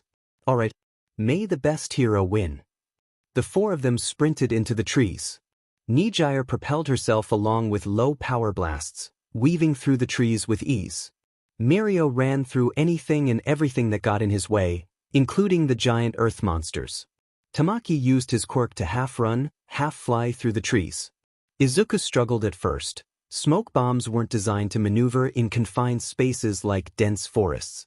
He tried bouncing from tree to tree while using smoke bombs to propel himself, but without something holding him in the air, he would just fall to the ground. But why couldn't he hold himself up? His newest ultimate move would be the perfect solution to this problem. It wasn't complete or stable if he tried to do the entire thing at once, but just to lift himself up? Dark Cloak could do that. Izuku gathered the smoke on his chest and abdomen, letting it shape itself around him as he leaned forward. He floated a meter off the ground, lying on his front atop the half-finished ultimate move. Eventually, it would be his strongest shield and sharpest spear, but for now, it would serve well as a means of transportation. After that, Izuku darted through the forest faster than anyone else, creating pointed shields before his face and smashing right through earth beasts headfirst, lying on his stomach. Mirio caught up to him a few minutes later, weaving between the trees like a pinball. Is that the new move you've been working on? He asked, permeating in and out of the ground, trees, and beasts. Izuku just gave a thumbs up, not bothering to try and communicate when his ears were fluctuating between deaf and working like that. Mirio grinned.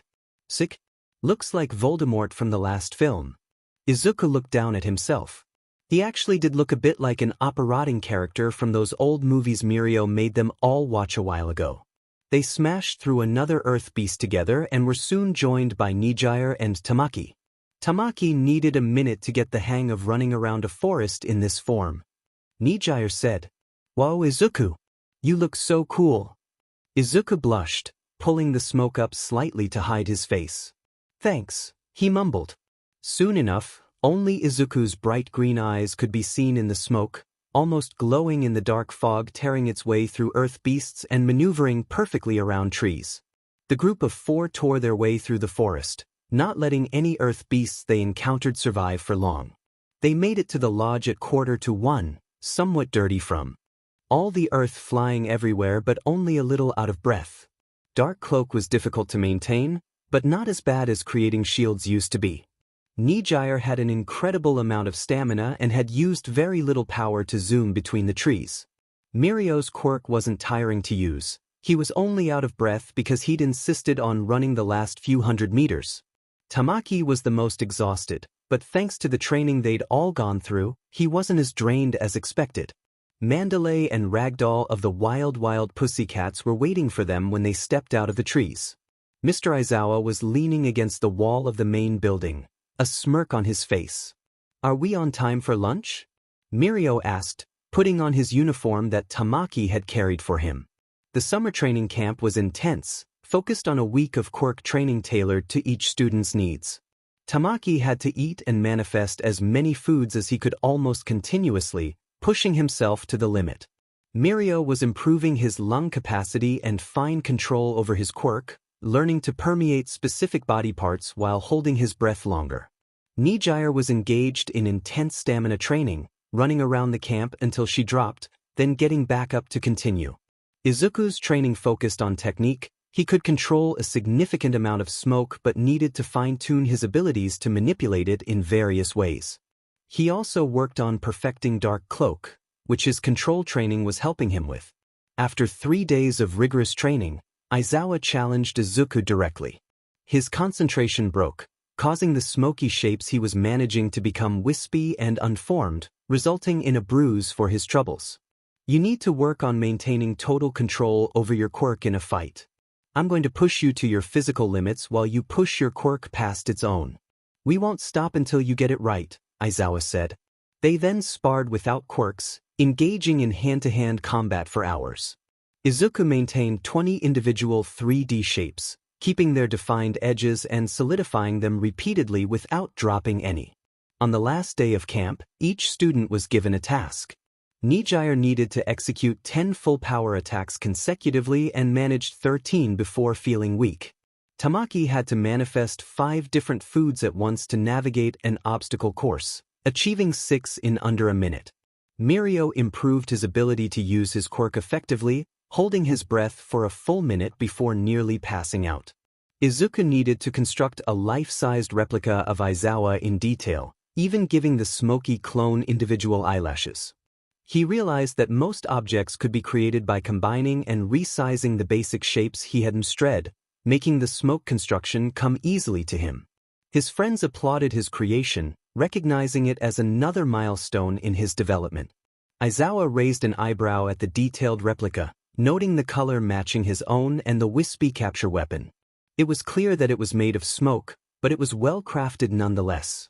Once every student had showcased their improvements, they were given time to relax before the buses returned them to UA. Izuku, Mirio, and Tamaki enjoyed the hot springs, while Nijire took a moment to eat and regain her energy. The men's side was empty except for the 3 friends, and Mirio decided to take advantage of the moment. So, Izuku, he said, a grin spreading across his face, any particular reason you've been avoiding Nijire all week? Izuku sank deeper into the water. We've been training, Mirio. I've been focused on my training with Aizawa, he replied, dodging the question. Mirio raised an eyebrow. So you don't have a crush on our friend? He teased, still grinning. Izuku sank further, unable to meet Mirio's gaze. No, he mumbled. Mirio laughed, and Tamaki chuckled quietly. Izuku turned away in frustration. Well, you sure convinced us, Izuku. Mirio exclaimed, laughing. Yeah, laugh it up. That's super mature of you, Mirio. For a moment, I almost thought you were trustworthy, Izuku fumed irritably. Mirio snickered, clapping Izuku on the shoulder. It's all right, I'm just messing with you. You don't need to be embarrassed about it, we're your friends. Besides, I think you'd make an adorable pair.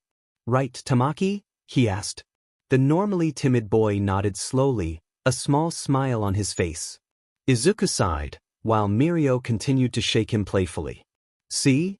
We might tease you about it sometimes, but we're not going to shun you for it. Izuku sighed in defeat, slumping slightly. But what if she finds out and thinks I'm weird or something? Tamaki snorted, while Mirio laughed. You don't have to worry about that. Before all of this, who fancies who and what could possibly go wrong in an alternate universe, she is your friend first and foremost. Seeing Izuku's unsure expression, he continued, all right, think of it this way. If I told you I was gay and fancied you, would you immediately start hating me if you didn't feel the same? I'm not, and I don't, by the way. This is just hypothetical. He reassured the greenette. Izuku shook his head. No. Even if I didn't feel the same way, you'd still be my friend, he said slowly. Mirio grinned. Exactly. Even if she doesn't feel the same, that doesn't mean she'll stop being your friend. And in a few years, we'd be able to laugh about it while having a movie night or something. Nijire's not the type to abandon friends over something so silly. Izuku nodded, thinking the words over. Now that Mirio had pointed it out, it seemed obvious. Nijire just wasn't that kind of person.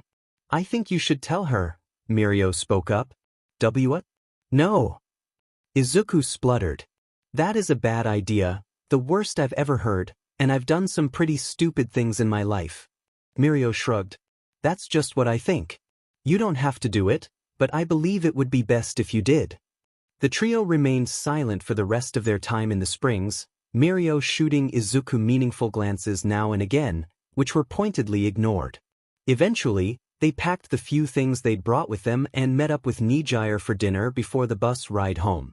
Mirio and Tamaki sat in front of Izuku and Nijire again, the former grinning and wiggling his eyebrows at Izuku, who glared at the blonde.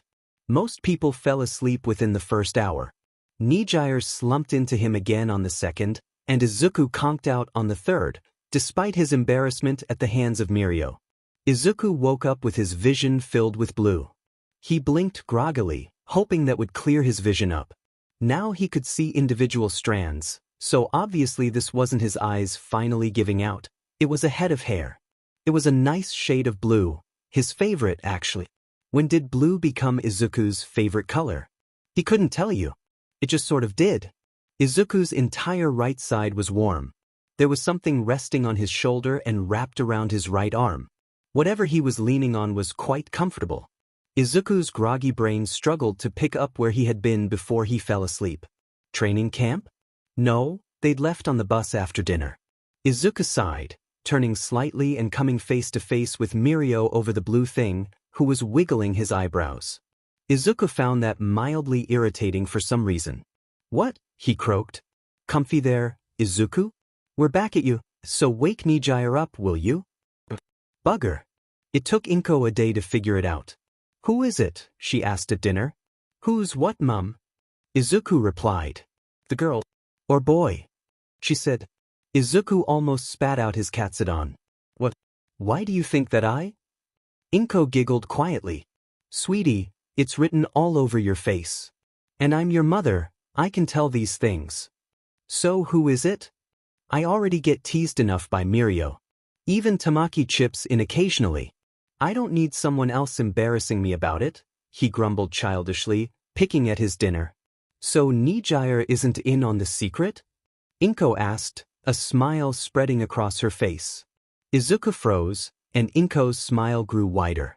Well then I approve. Mum. Izuku slumped down onto the bench beside Mirio. He could see Nijire and Tamaki walking across the park to join them. Mum figured it out. Took her a day, he said. Mirio shrugged with a smile. That's how parents are. Our parents would probably get on like a house on fire if they ever met. We must never let that happen. Agreed. Nijire and Tamaki sat on the bench on either side of the two, Mirio's eyebrows doing an impression of a pair of caterpillars as Izuku's face colored. So, where are we going? Nijire asked. Is it fun? Will there be food? We're going. Mirio said dramatically. To the arcade. It was easy to figure out why Mirio chose the arcade.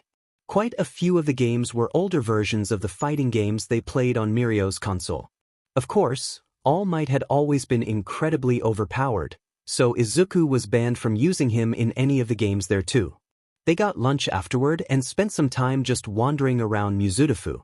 They were all recognized from the sports festival, to Izuku's embarrassment. The group spent most of the summer going out to new places and hanging out. Sometimes one of them was busy with family or had other plans, meaning their group occasionally became a trio or duo. A few instances were fabricated by Mirio, who conveniently had some vague plans already while Tamaki had an appointment or was visiting his grandparents in Hosu.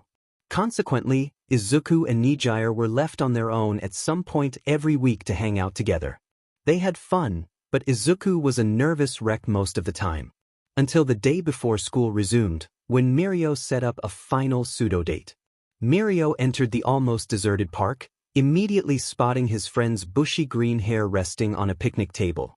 He sat down beside Izuku and rested his chin on his palm. You all right, buddy? I'm fine. Did you confess your feelings and she rejected you? No. Did someone else come along and... She kissed me. And that's bad. Why? It's not. So? I'm just kind of... stunned. Understandable. So, Are you together now? I don't know. I mean, she kissed me on the cheek and just sort of skipped away while I stood there. I see. Probably not then. But maybe soon. I feel stupid. That's normal.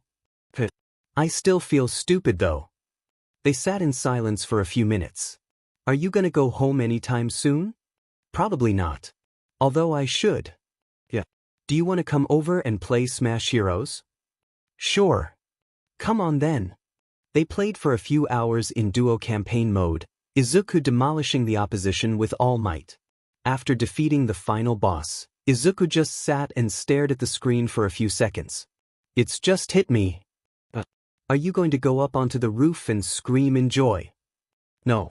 I'm going to sit here and robotically demolish every CPU while I think about feelings. Now that I have to see. True to his word, Izuku used Wash, the weakest hero in the game, to destroy multiple max-level CPUs at a time, even taking on All Might and only losing by a thin sliver of health. Have you figured out the meaning of life yet? Mirio asked, grinning slightly. No, but I know what I'm going to do. And no, I'm not telling you. You'll just try to help and be annoying about it. Annoying? When are you going to tell her? After the licensing exam in 3 weeks. Mirio shrugged. That's fair. Just don't leave it too long. What if she does something before then though? It could. It wasn't just a friendly kiss. She was skipping, you said? I think that explains itself. Mirio cut him off. They sat in silence for a moment, Mirio wielding Wash on screen to far inferior effect than Izuku. We're going to be making more ultimate moves soon. Got anything in mind? The blonde asked. I've got a few ideas. Should be simple enough too, just a stylized version of an old move. I've got an idea to blind opponents. I can use the same move to attack through shields and raised arms too. Something like Blinder Touch Eyeball Crush. Izuku snorted. Why not keep with the Star Wars theme? You've just given me a brilliant idea. The 4 of us could have a Star Wars-themed ultimate move. You could make a smoke collar around an opponent's neck and lift them up with it. Be careful not to choke on your aspirations, director. Izuku said in an eerily good impression, holding his hand up as though he were pinching someone's windpipe.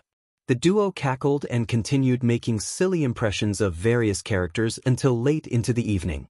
Today you'll be working on ultimate moves. Some of you already have a few, but if you want a leg up in the provisional exam, you'll need as many as you can make. Class 2A's homeroom teacher spoke. Quite a few of the teachers were present, including Ectoplasm, Eraserhead, and Cementos. You'll be using this facility to create and refine them, which can be molded to your needs by Cementos. Should you require an opponent or helping hand, Ectoplasm can aid you with his clones. Now get to it. Izuku, Mirio, Tamaki, and Nijire immediately grouped up. So what's everyone working on? Mirio asked as they walked into a small isolated area. I want to work on improving my rapid fire with bigger blasts. Nijire said. I want to refine my Chimera mode. Tamaki mumbled. I'm going to be creating an entirely new move. Mirio told them. I'm going to be repurposing an old move and maybe refining Dark Cloak. It's almost perfect, but it could use a few improvements, Izuku said. Alright, Taiki, you have the open space over there. Nijire, those concrete pillars should be what you need. I'll just be over here, trying to time an impermeable punch with the wall. Izuku, you take the middle of this section. I'm going to ask Cementos for some targets, Izuku said, waving to the hero. 5 minutes later, Izuku was standing before a cement pillar, concentrating on his hand. More specifically, the solid smoke gauntlet on his arm. He held his hand out flat, letting the smoke reform around it, flattening and lengthening outwards. Monomolecular Blade Mark II. Izuku swung his arm at the target, cleaving it in two with no resistance at all. Thanks to his training, his monomolecular blade was truly monomolecular and far sturdier than the original. He could still use it at range if needed, but he would mainly be using it to clear rubble. The blade was tapered like a real sword blade so that his entire hand was encased in smoke, both perfectly protected and capable of offense. It also incorporated well into Dark Cloak, which he would be using the rest of the 2 weeks training to improve. Izuku formed a second monomolecular gauntlet onto his left hand, swiping wildly at the concrete pillar, cutting it into tiny chunks from the top down. He turned and grinned at his friends, who had turned to look at the flurry of movement. Well, I'm done. Time to work on my second ultimate move of the day. Oh, that's how it is, huh? All right, Izuku, you're on. Mirio exclaimed, turning back to the wall and punching it, yelling an OW. Seconds later, Izuku spent the rest of the day experimenting with Dark Cloak, testing how far he could push the smoke. The next 2 weeks passed in a blur, the group creating and mastering new ultimate moves every few days. Similar to the training camp, they showcased their new and improved moves at the end of the 2 weeks. Blinder Touch Eyeball Crush. Mirio shouted, demonstrating his move on Izuku, who had agreed to be Mirio's test subject after he promised not to mess it up on purpose. Mirio showcased all 10 of his ultimate moves he had developed during his 1.5 years of training at UA. Nijire had a few versatile moves that were useful in different situations. Tamaki's entire quirk was an ultimate move in itself, which he demonstrated by attacking an ectoplasm clone. Finally, as the unofficial member of Class 2A, Izuku presented his own moves: Smoke Bomb, Dark Shield, Wall, Monomolecular Blade, Monomolecular Gauntlet, Smokescreen, Dark Whirlwind, Dark Cloak, Smoke Construct, Dark Tether, Dark Choke, Detroit Shield, and Dark Smash. Most were self-explanatory. Dark Shield was a smaller, sturdier version of Wall, Dark Tether mimicked Tamaki's tentacles, and Dark Smash was a powerful punch enhanced by fast-moving smoke. Detroit Shield was Izuku's strongest defense, theoretically capable of withstanding a Detroit Smash head-on, one of All Might's strongest moves. In practice, it was 12 Dark Shields layered over one another, but it held up well against Class 2A's combined efforts. Man, that's a tough shield. Nijire exclaimed as they walked to the changing rooms. I don't know about a Detroit Smash, but even the top 10 minus All Might working together would struggle with that. Mirio added. Izuku smiled, scratching the back of his neck bashfully. By the way, Mirio said, I have Phantom Menace, and Izuku has Dark Choke. You two need to come up with a Star Wars-themed ultimate move too. Tamaki chuckled quietly, while Nijire laughed out loud. We should totally do that, she said. We should have a refresher on the films too. Mirio suggested. We can do a movie night, but we're not watching Star Wars again, Izuku said flatly. What do you think we should watch then? The blonde asked. Well, there's this new All Might. No, the other three said simultaneously. How about Jaws 25? Tamaki asked. You only like that film because the hero has tentacle powers like you. Izuku replied. How about a Pixar film? Nijire exclaimed. Which one? Mirio asked suspiciously. WALL-E. It's my favorite, she said. You say that about all of the old Pixar titles? Mirio argued. But you haven't seen WALL-E yet. It's definitely the best one. I don't mind watching it, Izuku said. Mirio gave him a disappointed look. What? It's new, it's not Star Wars Episode 41, or Jaws 88, or All Might Adventures 172, he said, still miffed. It's the best option we've got. Besides, most of the Pixar films are actually pretty good, he defended. Tamaki nodded in agreement. You just want to watch Star Wars Episode 0.1, The Ghostly Problem, Tamaki said. Darth Choplim is the best villain. Mirio defended. It's a spoof. Izuku exclaimed, exasperated. It's canon. Mirio countered. Izuku stepped off the bus, costume case in hand. Class 2A was already gathered around their homeroom teacher, receiving one last pep talk. The class and Izuku were both taking their first attempt at the provisional exam. Izuku was attempting it early because he had shown enough skill and power to qualify alongside the second years. Izuku approached Aizawa, a nervous smile on his face. The man smiled back. Don't look so stressed, kid. You're going to ace it, he reassured. But it's such an important exam. What if I mess up? Kid, you're taking this thing early. You can always take it again next year and be over-prepared for a piddly little exam like this. Now go and reveal Wisp to the hero world. Show them why he's going to be the best. Izuku nodded resolutely, his smile turning determined. Aizawa raised his fist, which Izuku bumped with his own. At the start of the year, Aizawa had promised to make Izuku into a great hero. 2.5 months later, that promise was coming to fruition. "You go, kid," he murmured to Izuku's back as he walked confidently into the main building. Izuku met up with Mirio, Tamaki, and Nijire in the briefing center, where hundreds of hero students were already gathered. "Any idea what we're doing yet?" Izuku asked. "Nope," Mirio said cheerfully. They waited for a few moments, nervously adjusting their costumes. A tired-looking man walked up onto the podium at the end of the room, stepping before the microphone. "Good morning, everybody. I am Mara, the representative of the HSPC here today." The man yawned loudly. "Sorry. Happens every year, we're so understaffed. Anyway, I'm here to tell you what the first half of the exam will be. It will be an elimination round. Only half of you here will be able to pass the first part. The second part is a rescue operation, but we'll get to that later." He yawned again. "Anyway, you'll be playing tag but with a twist. Once 178 of you remain uncaptured, the exam will move on to the second half. Those eliminated here. Better luck next time. Everyone gets 3 rolls of capture tape, and you can work in groups if you want.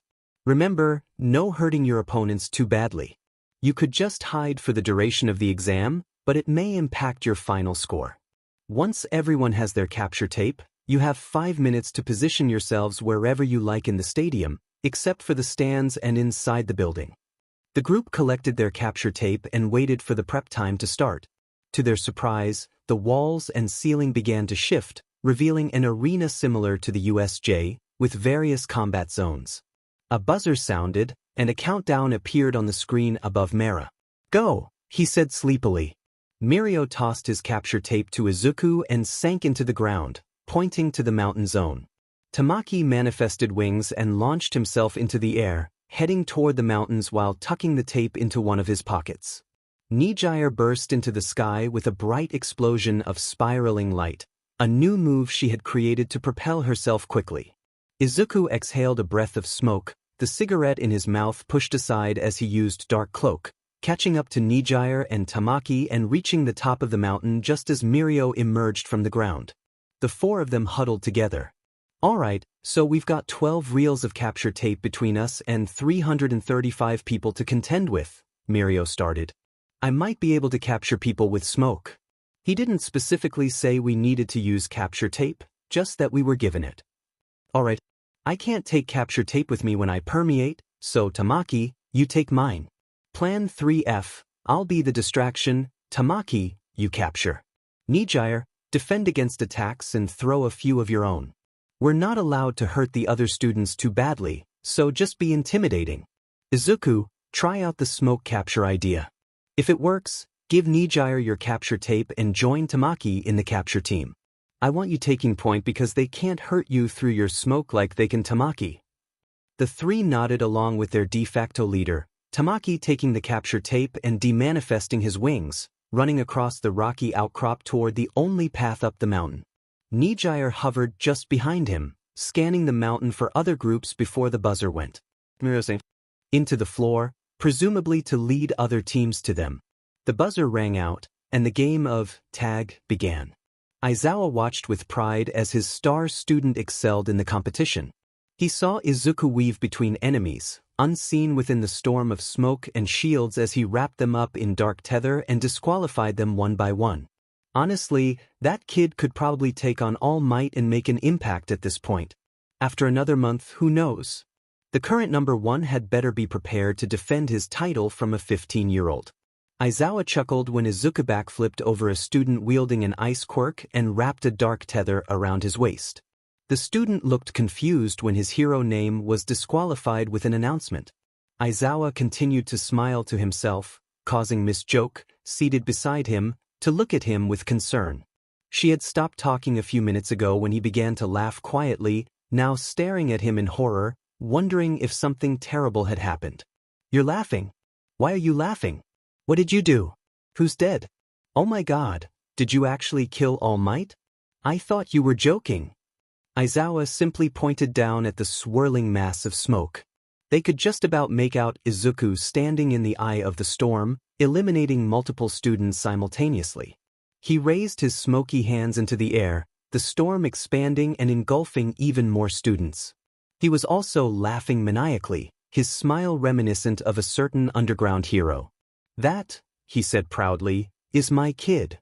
Izuku looked up as the buzzer sounded. "All 178 people still standing, please return to the central area. Anyone who has been captured but not left the arena yet, please go into the building. You will be led to where you need to go," Mara's exhausted voice called out. Mirio, Tamaki, and Nijire rejoined Izuku in the center building, which was still open to the air. Once all 178 remaining students gathered, Mara began to speak. "Congratulations on passing the first half of the exam, but that was just the elimination round. The real test begins now." The model cities to the north, east, south, and west were engulfed in explosions and collapsed. Bombings have occurred in 4 nearby cities. Rescue civilians and save whatever is left of each city. The HUC will be acting as hurt civilians in this scenario. Please take this as seriously as possible. You have approximately 3 minutes to prepare. He finished with a yawn.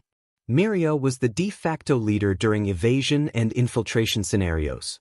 Tamaki was the leader during combat, although he was still working on his confidence. Izuku was the leader during rescue scenarios. His analytical mind and Quirk were perfectly suited for these situations. Lemillion, scout the city to the north, locate civilians, and get heroes suited for the job to help them.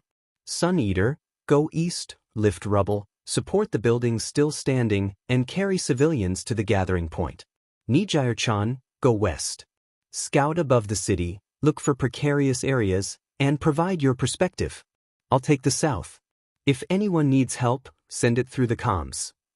Just as Izuku finished giving his orders, the buzzer went off. Mirio dropped, Tamaki bounded, Nijire flew, and Izuku leaped to their respective areas. Izuku raced ahead of the other hero students with Dark Cloak, reaching the city and immediately spreading his smoke over the area. He quickly spotted civilians trapped in the rubble. The smoke solidified around them, lifting the debris away. Izuku gathered up all the civilians and smiled at their shocked faces. "You don't need to worry, the heroes are here to help. Do any of you know if family members or others were around you at the time?" he asked gently. One small-looking HUC worker pointed behind them, wailing convincingly. "And my father. He was right beside me when the explosion happened." Izuku nodded, offering a reassuring smile. "I'm sure your father will be fine. The other heroes will find him while I take you to the medical center." He turned to the odd students behind him. "Could you please check the small corner shop a few streets over? I believe you'll find a man there." With that, Izuku rose into the air and flew back to the middle of the arena, 19 rescued civilians in tow. No serious injuries other than this lady's broken leg. "I've kept it stable with my smoke, but it will need to be set properly," Izuku told the students in the makeshift medical tent. None of the workers were actually hurt, but it was standard procedure to ask civilians about any injuries. The HUC worker had described her leg as stinging like the backside of a wasp. The moment he left the tent, his earpiece crackled. "Wisp, we've got an unstable building with no support other than one kid with a minor stasis quirk. Everyone else is an offensive type emitter." Nijire's voice came through. "I'm coming, Tvijartin." "Lemillion, Sun Eater, have you two encountered any problems?" he asked as he flew west. "None on my end. Everyone here is doing really well. A few people were put off by my quietness. But it's all sorted now." "Alright, Nijire-chan, which building?" "Oh, never mind, it's the glowing one that's crumbling, right?" he asked sarcastically. Wisp arrived on scene and immediately cocooned the building in smoke, which hardened within the cracks, keeping the apartment complex together. He took a long pull of his cigarette and blew the smoke out, pulling all excess away from the building, leaving a pale concrete tower with big black lines all over it. "It's all stable. There are civilians on the 2nd, 3rd, and 5th floors. 1 on the 2nd, 4 on the 3rd, and 2 on the 5th. The other examinees got to work as Mirio popped out of the ground, slightly out of breath. Everything all right? I came to help, but you've got it sorted. That could have been bad. Wisp, we need some help transporting civilians. If you're not busy. On my way, Suneater. Don't worry, the building will hold even if I'm not here. If you need me, just call, he said, floating into the air and zooming away. Mirio waved before turning to Nijire and doing a double take, his smile returning. You're drooling, Nijire-chan. Izuku was just setting down at the medical tent when the city to the north exploded again. Villains. Mirio's voice came through. Ryukyu and her sidekicks. All of the civilians have been evacuated, I made sure of it. Why attack now? It's the second half of the exam. Rather than more bombs, the villains are attacking directly. Sunder, Nijire-chan, keep a lookout for villains in your areas. He turned to one of the students overseeing the medical area. We're going to need a villain detainment zone. Ryukyu and her sidekicks have appeared in the northern city and started wreaking havoc. I expect villains will be turning up in each of the zones, so please let everyone know. The girl nodded, and Izuku soared into the sky again, heading back to the south. As he'd expected, villains were crawling their way across the city, led by Gang Orca. Best Jeanist and his sidekicks are here. They're making their way through the city, but I'm pretty sure we got all of the civilians. Tamaki's voice exclaimed. Nijire-chan, please tell me that All Might hasn't shown up in your area? He asked. No, it's worse. Worse than All Might? Endeavor. He's torching the buildings that are still standing. He's got a few sidekicks with him, handling the students, but there are only a few of them, 10 at the maximum, including him, she replied. Izuku stopped in the air above Gang Orca and his sidekicks. Give me 3 minutes, and I'll be there to deal with your little fire problem. I just need to take out Gang Orca first. Izuku arrived at City W, his finger to his ear. Is everyone all right? I'm fine. The others are dealing with her sidekicks while Ryukyu's trying to catch me. I'll be good for another half hour at least. Best Jeanist is tough, but he can't manipulate my tentacles, which are much stronger than my sleeves. They keep trying to attack me. I'll be fine. Endeavor's really tough. Nobody but me has gotten close to him, and we're only lasting because of our superior numbers, but we're doing okay. The fires are a little annoying though. Izuku raised his hand, gesturing to the thick smoke billowing from the flames. The smoke quickly moved downwards, smothering the fires and putting them out. A column of flame rose to his right. Endeavor's sidekicks were holding their own against the superior numbers, making it a surprisingly even fight. Endeavor himself was throwing flames into the sky, trying to hit Nijire and another student who were buzzing around him. Nijire was blasting him with her quirk, while the other student was throwing rubble with telekinesis, which melted as it got close. I'm here. The fires have been put out, and I got a whole lot of smoke out of it, he yelled, hovering beside Nijire. We need to take him out. Unless he's subdued properly, he'll just keep burning the city until it's ash. The objective can't just be to beat the villains. These are the top 10 in the country. Maybe there's a time limit or something. Izuku replied, dodging a fireball. He tried to wrap the number 2 hero in smoke, but Endeavor dodged and sent more fire Izuku's way. Man, he is annoying. Being able to hover like that really ruins my tactics. And the fact that he's on fire means I can't use my usual dogfight maneuver unless I want to get burned. Power! Mirio yelled, arriving on the scene. P-Power! Tamaki said weakly, arriving from the air. The sidekicks got finished up by the others, so they're tackling Ryukyu now. Mirio said, bouncing energetically. Best Jeanist underestimated the number of students that escaped his sidekicks and got overwhelmed. He was very nice about it too, Tamaki added. A fireball flew through Mirio's head, while Tamaki protected himself with a tough clam shell. It's just Endeavor left then. He can fly low and slow, which is good for dodging attacks. His fire prevents us from getting close from the air and on foot, and he melts through anything the other students throw at him, Izuku informed them. I'll go below. Mirio said. I'll go from behind, Tamaki nodded. I'll go high. Nijire exclaimed. I'll be the distraction in the front, Izuku grinned. The big 3.5 moved. Endeavor didn't stand a chance. Izuku sent a picture of his license to his mother. He received several crying emojis in return. He left the building and walked back down to the bus, immediately getting tackled by a giant blue blur. Izuku, we did it! We did it! We did it! The bouncy periwinkle girl exclaimed. Mirio pulled Tamaki over into the group hug, and the 3 older students started jumping around, chanting, "We did it! We did it! We did it!" Eventually, they let the embarrassed Greenette go.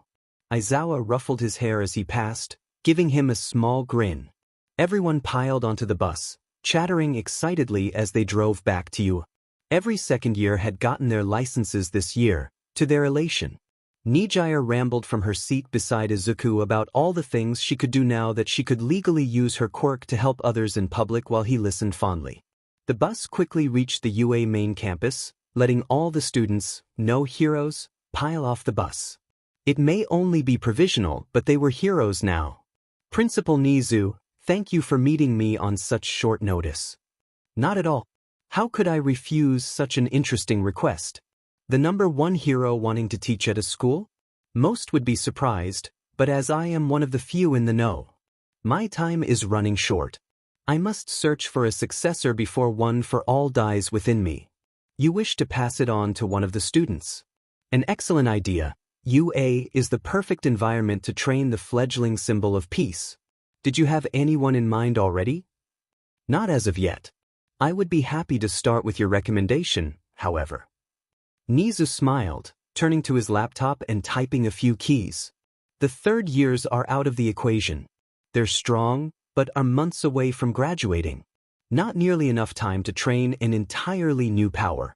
There are 1 or 2 second years that would do well, but one student in particular really stands out above the rest. Tell me, did you see the sports festival this year? Unfortunately not.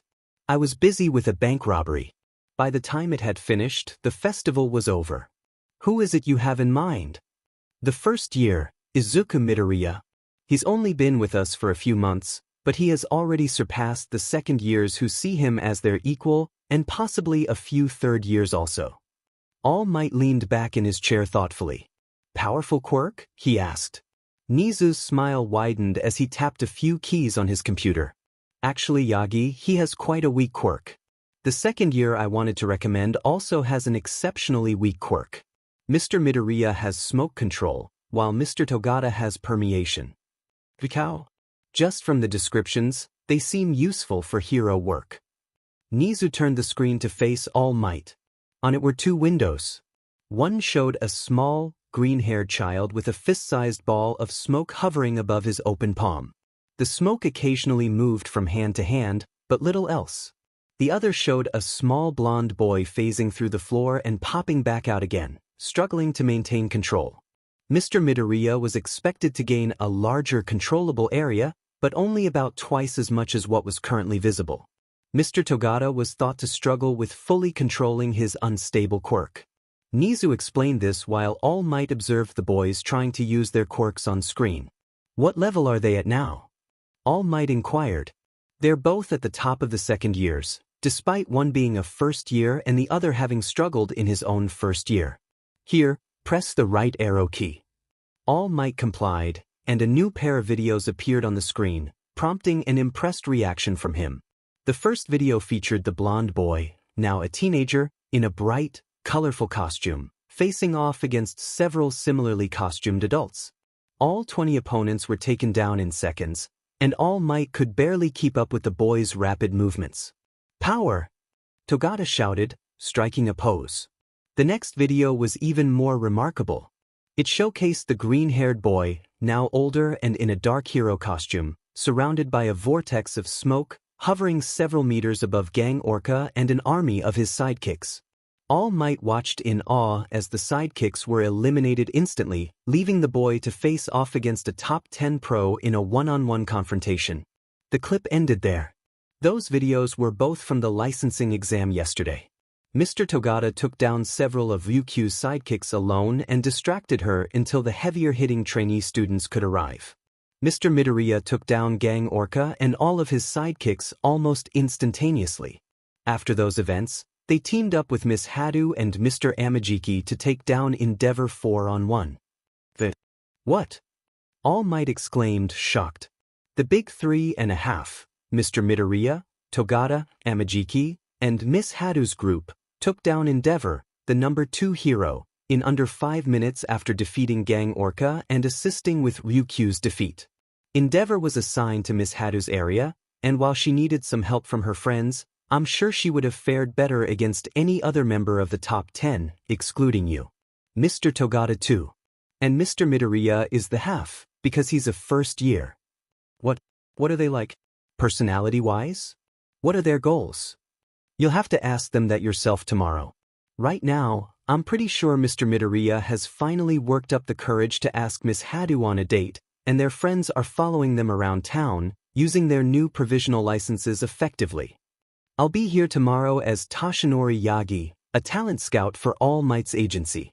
I'll watch the first and second year festivals tonight, he said, still slightly stunned that Endeavor had been taken down by a group of teenagers. Nizu chuckled as he watched All Might leave his office, turning the monitor back to himself. Tomorrow would be an interesting day. Izuku was feeling overwhelmed. He had asked Nijire if she'd like to go somewhere, just the two of them, and she had responded with, "You mean like a date?" He had said yes, and so had she. Now, Izuku felt like he was in over his head, and Mirio was there to help him prepare. "Here, how about this?" Mirio suggested, holding up a nice button-up shirt that matched his hair and had a subtle checkered pattern of varying greens. "Looks good, Mirio," Izuku replied, feeling a bit defeated. Tamaki returned, holding a nice pair of black trousers that complemented the shirt. "Go try them on, I'll look for a nice hat." "I don't need a hat, Mirio. Or new shoes. Or a bow tie," Izuku protested, cutting off Mirio's suggestions. Mirio snapped his fingers in frustration. Izuku tried on the clothes in the changing room and had to admit they looked nice. He stepped out, arms slightly raised, and raised his eyebrows. Mirio let out a wolf whistle while Tamaki gave him a thumbs up. "Shut up, Mirio." Izuku sighed, earning a laugh from his friends. Mirio patted him on the back, grinning. Alright, I'm sorry. You look fine, Izuku, I'm sure she'll like it." "Thanks." Izuku sighed. "What's up?" Tamaki asked. "Nothing," Izuku replied, but when he saw their disbelieving looks, he added, "Alright, maybe something. What if I make a fool of myself? What if she's just going along with the whole date thing because we've been over this before? You'll be fine. She's the one who specified whether it was a date or not, right?" "Yes. And I'm pretty sure we've discussed this before, especially that time in the park when you tried to eat a picnic table." "Yes. Besides, it's just been the two of you together before. But this is a date, not a Mirio scheme date. It's different, it's meant to be all romantic and you're not good at that, I know. But she also knows you're not good at that. Heck, she's not great at it either. You'll both be nervous wrecks until you realize that you're being silly and that the other person won't hate you. Then you'll end up together, and I get to say, 'I told you so.'" Izuku just nodded. They met up near the arcade where the group usually hung out on their outings. Nijire was already there waiting, wearing a pretty periwinkle blue dress that went just past her knees, the neckline high on her shoulders. She smiled brightly when she saw Izuku. "Izuku, you look really nice." "Why, you look very nice too, Nijire," he replied, his cheeks slightly flushed. Mirio and Tamaki exchanged a glance before discreetly pulling out their phones to capture the moment. The group walked down a few streets until they came across a small cafe, which Izuku led Nijire into. They sat at a table near the back of the room, with Izuku having tea and Nijire ordering a glass of juice. They conversed quietly for a few minutes, with Nijire embodying calmness while Izuku fidgeted nervously. After lunch, they walked back to the arcade, playing a few games of Hero Smash and trying their luck at the claw machine, though neither of them won anything. When they left the arcade, Nijire took Izuku's hand, walking beside him with a slight blush on her cheeks. Mirio, hidden behind a bush, took countless pictures, using his quirk to hold his phone out of sight. The two blushing teenagers arrived at the park and wandered around, admiring the flower beds and each other. Mirio watched from a nearby tree trunk, while Tamaki observed from the branches above. Nijire plopped down onto a bench, quickly followed by Izuku. "Thanks for today, Izuku. I had lots of fun," she said. "Why yeah, me too," he replied, fidgeting more restlessly. "I've wanted to do this for a while. A proper date. Not like all of Mirio and Tamaki's little coincidences," Nijire said suddenly. Izuku froze for a moment before wringing his hands. "Me too," he said quietly. They sat in silence for another moment. I-ha. "Oh, sorry. Sorry. You go first." "No, it's fine, you go." Izuku wrung his hands again. "Like you. More than just friends." "I know." Izuku's gaze shot up from the ground. "Did you just?" "Yep," she said, popping the "I do too. Ever since the end of term exam, I think." You do?" he stuttered. Nijire nodded enthusiastically, a bright smile on her face. "I've been trying to get it out for ages, but I just couldn't. What if you didn't feel the same? What if you laughed at me? What if you stopped being my friend?" she rambled. "I was the exact same way." Izuku exclaimed, the awkwardness dissipating. "Really? Man, liking someone makes people act silly." "I know. And don't even get me started on Mirio. Ugh, he's been the worst." "He knew." "He knew about you too?" "He's been teasing me about it ever since the training camp." Izuku groaned, slumping back on the bench. "We are totally getting him back for this the moment we even think he likes a girl." "Agreed," Nijire chirped. They sat in a comfortable silence, watching the few people walking through the park. "Would you like to do this again?" Izuku asked. "Of course," Nijire replied. They sat in silence for a few more minutes. "Would you like to be my boyfriend?"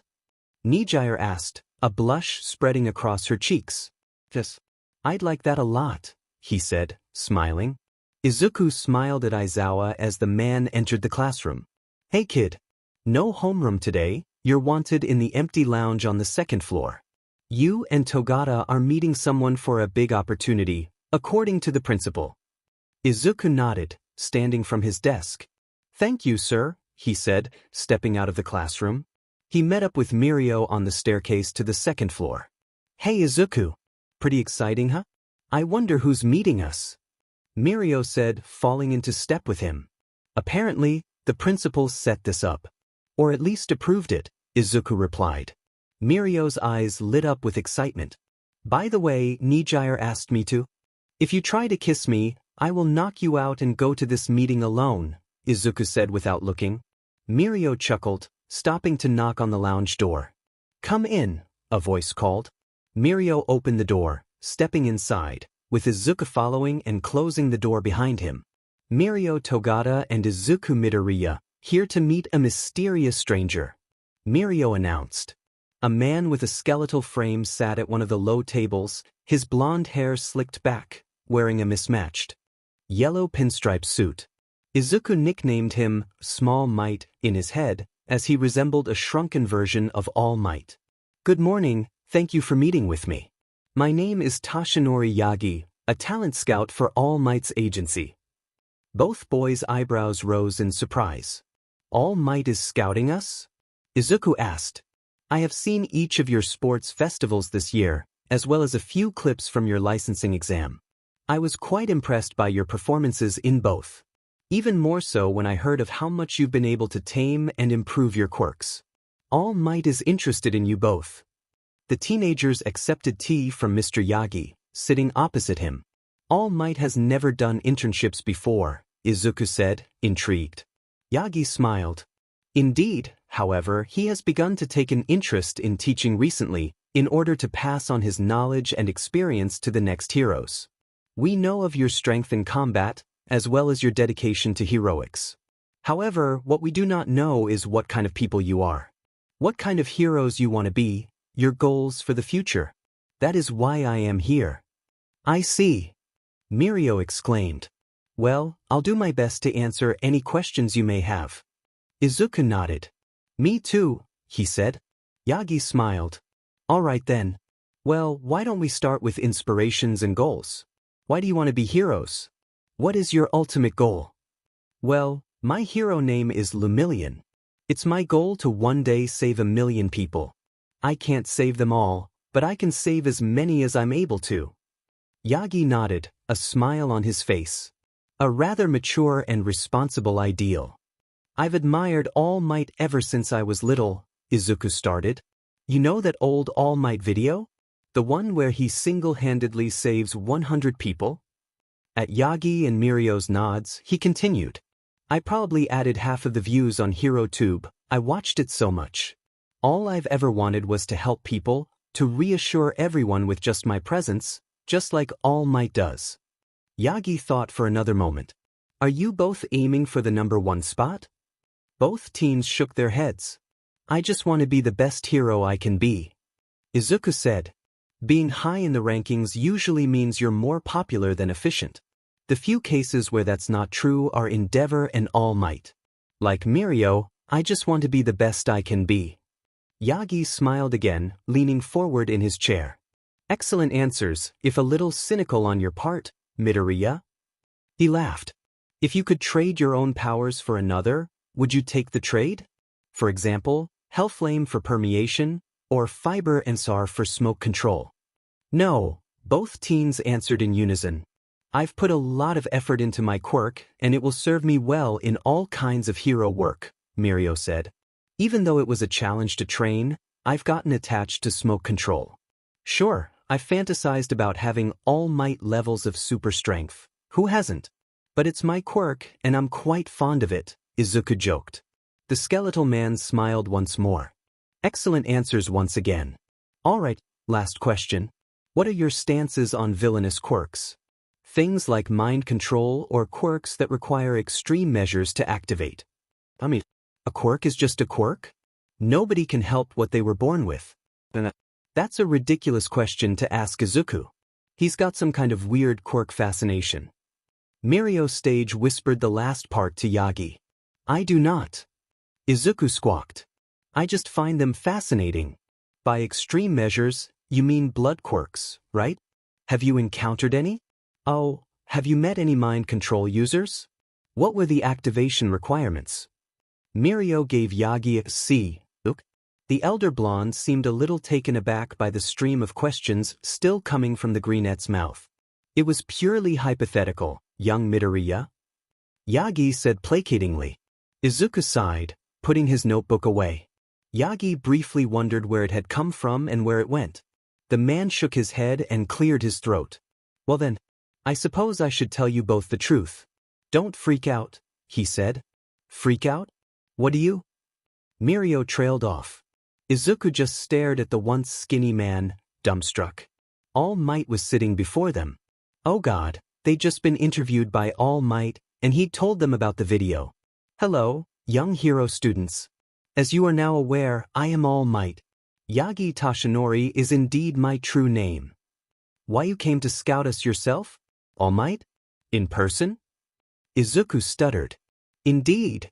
Truth be told, I'm searching for a successor. Someone to carry on with my mantle as the symbol of peace when I retire, the hero said. And you think that one of us is worthy? Izuku asked. Mirio still hadn't said anything, still staring at the hero in shock. Of course. But not just of my title, I deem you both worthy of my quirk as well. Both boys sat in silence at All Might's expectant face. Your. Mirio started. Quirk? Izuku finished. Yes. You see, my quirk is unique in that it can be passed down. I am the 8th person to wield this power. One of you, I hope, will be the 9th. Izuku looked at Mirio. Mirio looked at Izuku. You should take it, they said. Izuku raised an eyebrow. Me? I've got all the raw power I could ever want. You can be stealthy and impossible to hit, but you haven't got as much power in your punches as most people do. Mirio snorted. I've got enough to deal with trying to precisely control permeation. Besides, I can't camouflage super strength as something to do with my quirk like you can. If anyone should have it, it's you. You're the nicest guy I know. You're the most heroic guy I've ever seen. People will admire your hero persona more than mine. You can inspire people. Me? Your smile almost literally lights up the room. Children will be able to relate to your inquisitiveness. You're an inspiration. Compared to smoke control, permeation sounds like a real challenge to have gained control over. You'll be adored the world over. Oh yeah? Well you. Both boys had an arm over each other's shoulders, pushing back and forth as they complimented one another aggressively, to All Might's growing amusement. Suddenly, they both froze. We're behaving like children in front of All Might having a compliment war, Izuku hissed. You know, Izuku, Mirio said, patting Izuku's shoulder. This is probably the most embarrassed I've ever been, and my quirk used to cause some pretty wild situations, so that's saying something. They both turned to All Might, who was shaking with laughter. Oh no, please don't let me interrupt. You're just confirming that you're both the best choices, he chuckled. They both let go and laughed quietly along with the hero. Honestly, All Might, Izuku said, I think I speak for both of us when I say thank you, but we don't want your quirk. We've both worked hard to get where we are, and we'd like to continue doing that to go even further. Plus ultra, Mirio agreed. All Might sighed. That just means you're even more suited to it. Could I at least ask that if I can't find a successor before I grow old, one of you will take it? Izuku and Mirio nodded. If that time comes, we'd be honored, sir, Mirio spoke. Hopefully not for a long while, though, Izuku added. All Might deflated again, returning to his slimmer form. He stood. Thank you for meeting me and hearing out my offer. Even though you didn't accept, please look out for internship offers from Might Tower in the near future. I would be happy to help the next generation of heroes with my many years of experience. He winked, walking to the door. Izuku and Mirio smiled at the unexpected offer. Once All Might had mentioned his quirk, all thoughts of internships had disappeared. Thank you, sir, Mirio exclaimed, beaming. I will definitely be accepting that offer, Izuku said with a smile. And please, keep this form and my quirk a secret, even from your friends. Those who know of One for All are put in danger simply by knowing of it. They both nodded, standing up with matching determination on their faces. The duo followed the skeletal man out of the door, bowing politely as he walked away down the corridor. They waited until he was out of sight before expressing their excitement. Holy cow, we just met All Might, Izuku whispered, grabbing Mirio by the front of his blazer and shaking him. He's so much cooler in person. Mirio agreed. Will you accept the internship offer? Izuku asked. Mirio shrugged. I'm not sure. He's the #1 hero, but I'm no powerhouse like you or him. I'd probably be better off going with an analysis hero to learn how they fight and incorporate it into my own style. As you said, I don't have as much power in my punches as some others. Izuku nodded thoughtfully. I guess we'll just have to see. Izuku and Nijire parted ways outside classroom 1A with a hug and a kiss on the cheek. He stepped into the room and stared at his desk, still in a sort of daze, not quite believing this was happening to him. Aizawa walked in and gave Izuku a grin. All right, internships. Normally, first years don't go on these, both because they can't get their provisional and they're hardly ever scouted by hero agencies. You've got both. I actually got an offer from Might Tower, which I think I'll take. I went underground for my work study, so I'll go limelight for my internship and vice versa next year. Aizawa sighed. It's a good idea to balance out your experiences. I just wish it wasn't with that oaf, though. Izuku raised an eyebrow. You hate All Might that much? Why? Aizawa grumbled. He spends more time in interviews and doing merchandise deals than actually doing his job. His laugh is annoying, and his hair is ridiculous. Who wears such an ugly yellow suit? Izuku snickered, holding his hands out. Sorry. Didn't realize you despised positivity so much. Well, you've learned something new, Aizawa said grumpily. Izuku entered Might Tower with a bright smile on his face. He dreamed of coming here ever since he was 4, the greatest hero agency in the world. He walked over to the purple-skinned woman at the front desk. Hello. I'm Izuku Midoriya, here for my internship, he said with a polite bow. The woman smiled, typing a few keys on her computer. Please enter the lift to your right. It will take you straight to the 25th floor where All Might is waiting for you. Izuku nodded, thanking the receptionist before heading into the large steel box, waiting patiently as it rose to the top floor. The golden doors opened, revealing All Might in his buff form, posing dramatically. I am here, posing dramatically to welcome young Midoriya to my agency, the hero exclaimed. Izuku grinned every time he saw the hero he admired most. Thank you for having me here, sir, he said. The hero laughed boisterously. Not at all, young Midoriya. I look forward to using my many years of experience to help you on your way to becoming a great hero. You can deflate if you like. I'm sure it must be tiring keeping that form up, the teen said. Mr. Yagi deflated into his secret identity, the hero costume hanging off of his now bony form. Thank you, young Midoriya. I did not mention this last time, but I am only able to retain my hero form for around 3 hours a day, severely limiting my work, he explained. What happened? The man patted his left side. Around 5 years ago, I was injured in a big fight against a terrible villain. I won, but at the cost of my time as a hero, he said. 5 years. You mean against Toxic Chainsaw? Izuku asked. All Might laughed. You really know your stuff, kid? That lowlife? He couldn't touch me. No, this fight I requested be kept secret from the public, so that people would not lose faith in the symbol of peace. Izuku nodded in understanding. There would be mass panic. That's why you're looking for a successor, someone to take the mantle when trouble inevitably arises. I'm sure you'll find the right person, and even if you don't, Mirio will be happy to take it. He joked. The hero laughed, putting his hands on his hips and striding over to the lift. Who did young Togata intern with in the end? He asked. Your old sidekick, Sir Night-Eye. He thought that with his quirk, it would be better to go with a strategy-oriented hero rather than brute strength, Izuku explained. All Might nodded as the lift reached the ground floor and the doors opened.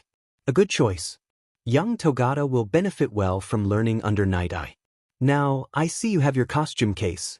Go and get changed in the room down the corridor, 3 doors on the left. We'll be going on patrol. Wisp and All Might stepped out of the front doors of Might Tower, immediately getting swarmed by reporters. The hero just laughed. One at a time, and quickly please. We only have time for a few questions before heading off. All Might exclaimed.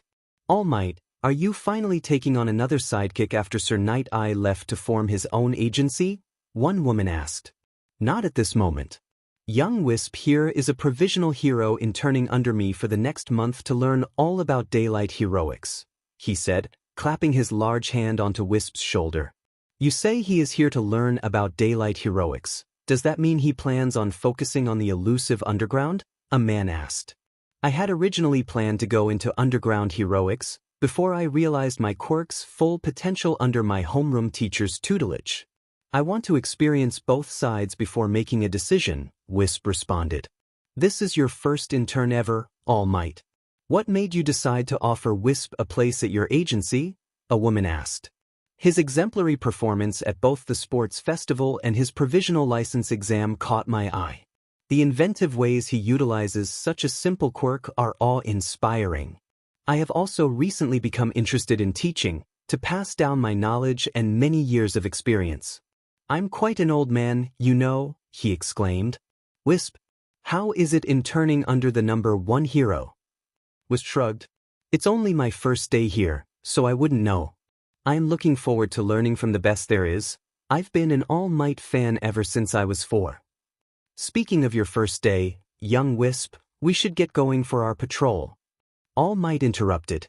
Wisp nodded, letting twin clouds of smoke eject themselves from the sides of his mouth guard and lower them to encase his legs from the knee down. Knowing what was about to happen, the press stepped back, not wanting to be blown away by All Might's jump. The hero grinned at the intern. Do try to keep up, young man. I won't be going easy on you, he challenged, bending his knees. The smoke condensed around Wisp's legs as he too crouched down. Wouldn't dream of it, sir, he accepted. All Might leapt into the sky with a bellowing laugh, leaving shockwaves in his wake. Wisp followed close behind, propelling himself with the dark greaves on his legs. The symbol of peace grinned at him from the left, using powerful kicks to generate gusts of wind and propel himself forward. "Now, let me tell you all about heroism while we search for wrongdoers," the man said. He glanced over at the television set in the corner of the room, his piercing red gaze focused on the muscular man on screen.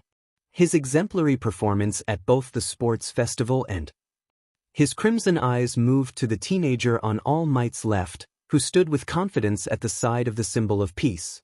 The boy's costume was simple, efficient, and intimidating towards villains. It would be easily recognizable should he become famous, not because it was trying to be, but because it wasn't. He watched as the camera panned up to show the boy keeping up with All Might in the sky above, trails of black smoke being left in his wake. On top of all that, All Might himself saw something in the young hero. "Wisp," his raspy voice came, with a grin slowly spreading across his scarred face. "Another true hero." Stain turned off the television, picking up his chipped blade. "It's time to hunt once again." Wisp dropped onto the road silently, the smoke dampening both his fall and the noise he made. Dark tendrils lashed out and grabbed the 5 bank robbers, taking the bags of money from them and setting them at the side of the road. "It's Wisp. The smoke hero?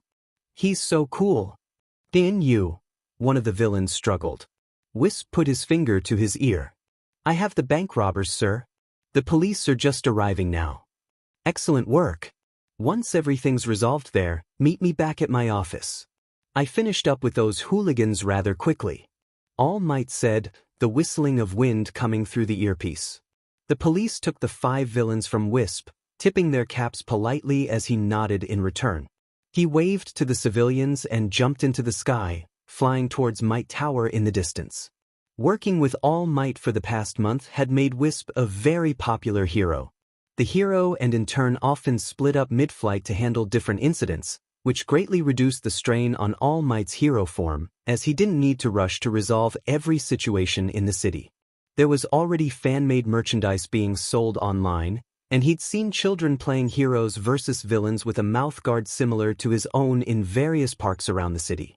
Wisp landed outside Might Tower's main entrance, nodding politely to the media and heading inside, ignoring their jumbled questions.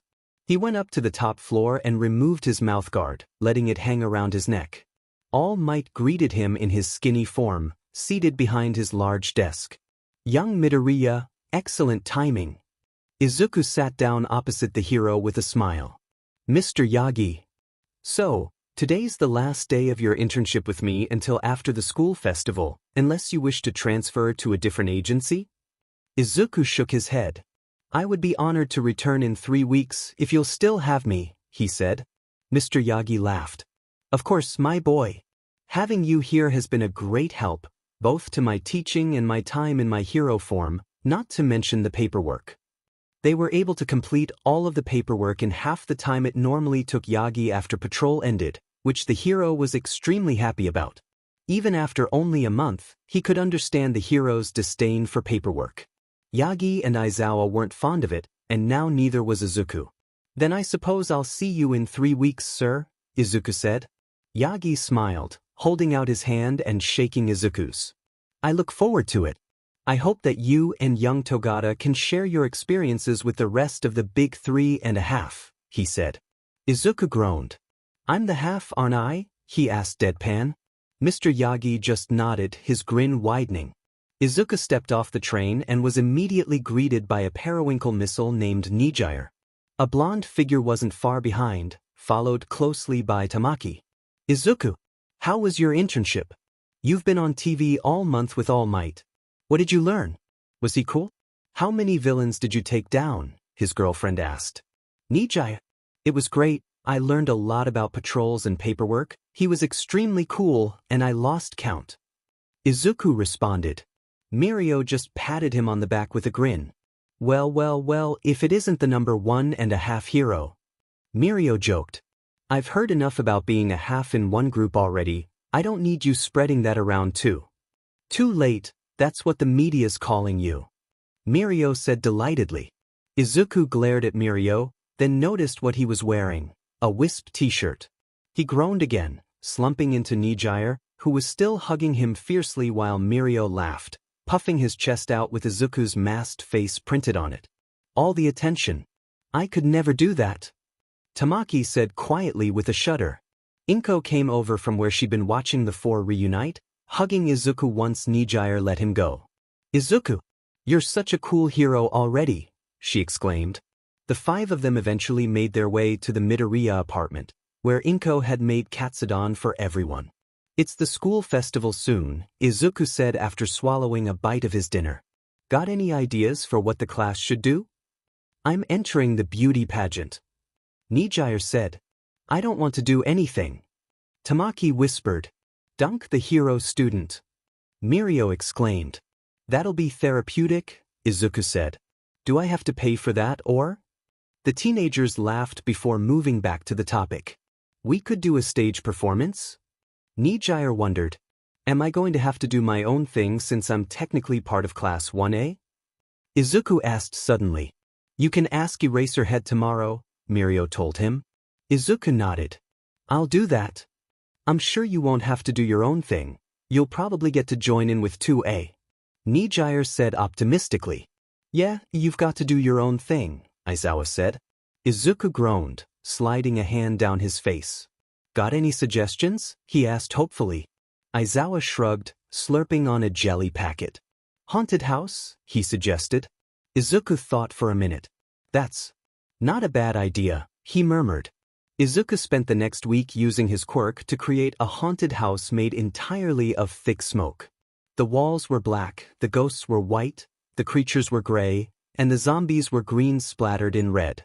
Only one group of people could enter at a time, as the whole thing needed precise control, but it was relatively well made, and the walls, floor, and ceiling of the passageways were solid enough for groups of frightened teenagers. He had Mirio, Nijire, and Tamaki tested out for him on their breaks from the two Dunk a Hero construction. Mirio came out laughing but drenched in sweat while Nijire was screaming and running for her life. Tamaki was unfazed. They're not real people, so they're not scary, he said. I don't need to imagine they've got potato heads, it's just smoke. By the end of the second week, everything was ready for the school festival to begin. Izuku jogged over to his sectioned-off area, preparing to get his haunted house up and running. His friends joined him after 15 minutes or so while he was just putting up the finishing touches to his attraction. We're all finished up with the Dunk a Hero. Everyone's going to take turns getting dunked apart from Nijire, Mirio said. I'll be able to join once the beauty pageant is over, the girl said. I'm going to get all soggy. Tamaki groaned. I'll get laughed at, and no hero will want to intern with me. Izuku patted the boy on the back consolingly. I can help once everybody's too afraid of the haunted house to enter, Izuku offered. Mirio gave him a thumbs up, grinning at the greenette. Great. I'll let the others know to keep a slot on the schedule open. The students' families arrived after another 15 minutes, half an hour earlier than the general crowd. Inko refused to enter the haunted house, fearing it would flood the campus. Mirio's dad enjoyed dunking his son in the water by throwing a basketball into a hoop. Tamaki's mother was just as timid as the boy, while his father seemed like a regular guy with no quirky personality traits. Nijire's mother was just like her daughter, full of inquisitiveness. Her father was a large, soft-spoken man with a dark blue mane of hair and beard. Everyone went around the attractions together, the parents meeting for the first time and talking about their children, much to the embarrassment of the big 3.5. When the time came for the main gates to open for the public, the four went to their separate events. Izuku to his haunted house, Tamaki and Mirio to Dunk a Hero, and Nijire to the beauty pageant after a good luck kiss from Izuku. The greenette had a blast using his smoke constructs to scare the UA students and adult civilians alike. He went a little easier on the younger kids, only making 1 or 2 ghosts float out towards them. At one point, Aizawa and Present Mike came over to have a go. They both emerged with vastly different expressions. Mike was white-faced and trembling, his eyes wide and darting around. Aizawa was grinning at Izuku, giving him a discreet thumbs up for the smoke bugs he'd created on a whim. Shoulda. Let's go back to the 3rd years. They won't try to traumatize me, the fully grown hero whined. Izuku and Aizawa rolled their eyes in unison, still grinning at one another as the next group went in. Around an hour later, a man in a yellow pinstripe suit approached. "Young Midoriya," he called. "Mr. Yagi? What are you doing here?" Izuku asked, smiling. "Well, I'm all out of time for the day, and I still had some paperwork for Nizu about next year's job, so I thought I'd come say hello." Izuku gestured to the haunted house. "Would you like to see my project? I'm using my smoke constructs to create a haunted house." Toshinori admired the black, castle-like structure. "It's been many years since I've been in such an attraction." "Very well, I shall endeavor inside." 10 minutes later, he emerged from the exit, calling one name as a smoky yellow blur followed him. "Torino Sensei."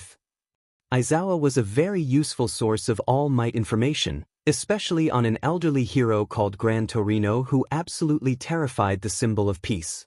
The stories where All Might threw up were a favorite of the underground hero. Nizu occasionally supplied him with old camera footage when he was having a particularly bad day, which was quite thoughtful of the principal. Once everyone had been forewarned about the haunted house and steered clear of it, Izuku let his construct dissipate and headed to the second year's dunking booth. He arrived just in time to watch Mirio get dunked by a small boy with bright pink hair.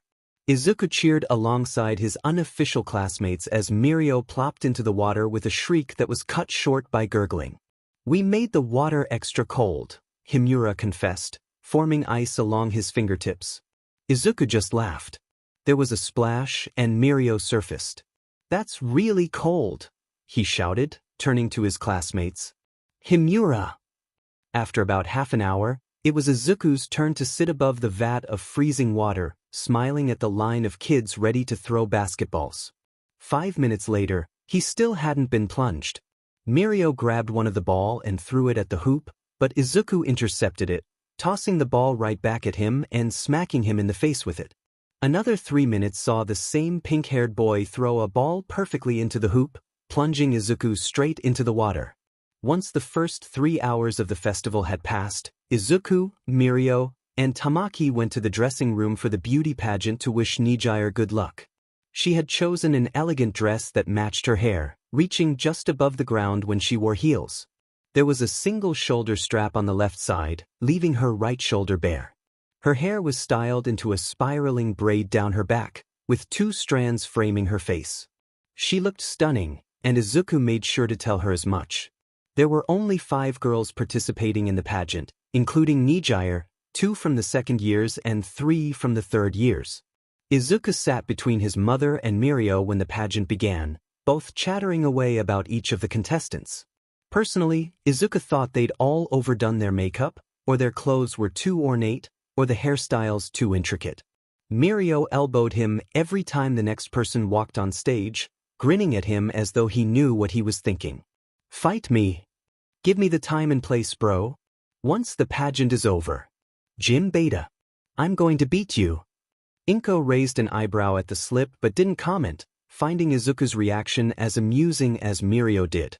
Then Nijire floated on stage.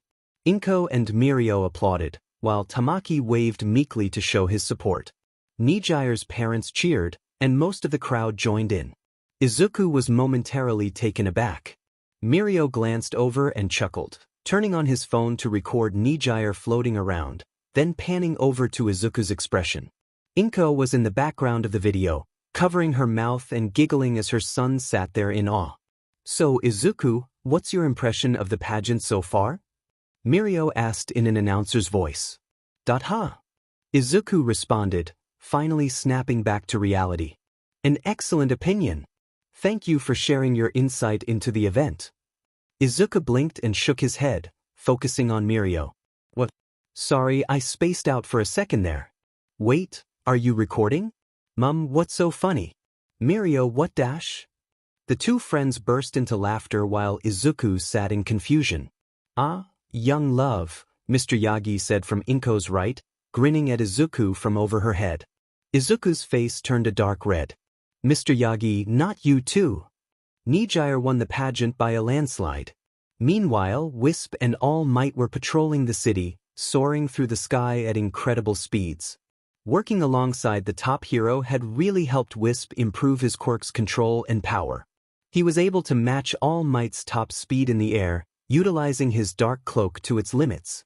While he couldn't generate as much pure physical force as All Might, he could stop it instantly with a Detroit shield. All Might's Detroit smash caused significant damage, but Wisp managed to remain steady despite the shockwave. Wisp's reputation had grown similar to All Might's over the past 2 months. Most petty thieves surrendered at his presence, while actual villains often struggled before giving in, knowing it was futile to fight against All Might's personal apprentice. A rumble in the distance alerted the heroes to an ongoing villain attack. "I shall deal with that, young Wisp," All Might said. "Keep watch to make sure it's not a distraction." "Aye aye, sir." All Might shot off towards the dust clouds, leaving Wisp to scout the area. This had been their routine for the past 2 months. One dealt with the incident while the other kept an eye out for any opportunistic villains. Most would hide away at the sight of them. Wisp landed silently in an alleyway and removed his mouth guard, smiling at the small girl standing before him. "Hello there. What's your name?" he asked gently. The girl stared at him, trembling slightly. Up close, he could see the clean bandages wrapped around her arms and legs, and the tattered hospital gown she wore. Her silvery white hair was long and matted, tangled behind her head. "My name's Izuku. I'm a hero. Do you know what those are?" he asked. The girl nodded, her trembling becoming less pronounced. "Are you hurt anywhere? Did you run away from home?" he inquired. She nodded again, this time more confidently. "Do you want to come with me?" "Ah, Eri, there you are." A voice interrupted. Izuku looked up to see a man with close-cropped brown hair and shining golden eyes, his face partially covered by a long mask. He wore a green jacket with purple fur trim and white gloves. Eri rushed over to Izuku and clutched the front of his costume, trembling harder. "Please, don't send me back," she whispered. Izuku frowned slightly and looked back at the man. "Hello, sir. Do you know this girl?" The man nodded, his smile not reaching his eyes. "Yes, thank you for finding her, hero. Eri is my daughter. She just ran away after a scolding. I'm sorry if she bothered you." Izuku placed a comforting hand on Eri's head, patting softly. To his surprise, he noticed a small horn on her right temple hidden beneath her hair. "Not at all, I'm happy to help. But I have to ask about the bandages, mister?" "Chisaki. Kai Chisaki. It's all right, children can be quite clumsy, and things get a little rough when they try to play hero, understand?" Izuku laughed, not finding the situation humorous. "Don't I know it? I remember getting roughed up all the time playing heroes with the other kids. But I always made sure to give the arrogant villains a run for their money." He chuckled, getting to his feet with Eri held securely in his arms. Chisaki tugged on his right glove, pulling it off his hand. "Well, if you just return my daughter to me, we can be on our way," he said. Eri tried to move back to Chisaki, but Izuku kept her in place, smiling at the man. "I don't think so, sir." Chisaki's eyes narrowed, his fingers flexing as he removed the glove completely. "And why would that be?" he spat. Izuku looked over the man's shoulder as a crash rang through the alleyway. "Because he is here," Izuku exclaimed, a grin spreading across his face. Chisaki paled, spinning around to face an upturned dustbin with a small cloud of smoke drifting beside it. The smoke moved, forming 4 distinct shapes. Chisaki's eyes shot down as he felt something grab his ankles, holding him in place. A thin layer of dark smoke swirled just above the ground, condensing around his feet. By the time he'd freed himself, Izuku and Eri were long gone. Izuku soared above the city, the tiny white-haired girl cradled against his chest as he pressed a finger to his ear, turning on his comms. "Sir, I ran into an incident." "What is it, young Wisp? Do you require assistance?" "No, it's fine. I found a little girl in an alleyway. She's covered in dirt and has bandages on her arms and legs. I'm currently en route to the nearest hospital. I can give you a proper report there." "Very well, I shall meet you there soon, Wisp." Izuku arrived at the hospital and pushed through the door, with Eri still cradled in his arms. He was immediately approached and led to a small room with a single bed. Eri would not allow the doctors to touch her, so Izuku needed to unwind the bandages on her limbs as the doctors and nurses watched. He scowled to himself when her arm was uncovered, revealing many wounds, old and new. The majority were puncture wounds, but there were a few surgical scars crisscrossing her forearm. Eri's other arm and both legs were similar, covered in scar tissue and fresh wounds. One of the doctors used his quirk to disinfect the most recent injuries, and another used her quirk to heal them. They couldn't do much about the older scars, so most of the healers left the room. The door over there leads into a bathroom. Please make sure little Eri is all cleaned up. She will need to stay in the hospital for a while so that we can keep watch over her, but as long as she is looked after properly, Eri should be just fine. Since you are the only person she'll let near her, you'll have to remain here with her to ensure her checkups and treatments go smoothly, a nurse told Izuku. The greenette nodded, getting to his feet with Eri still in his arms. That is fine.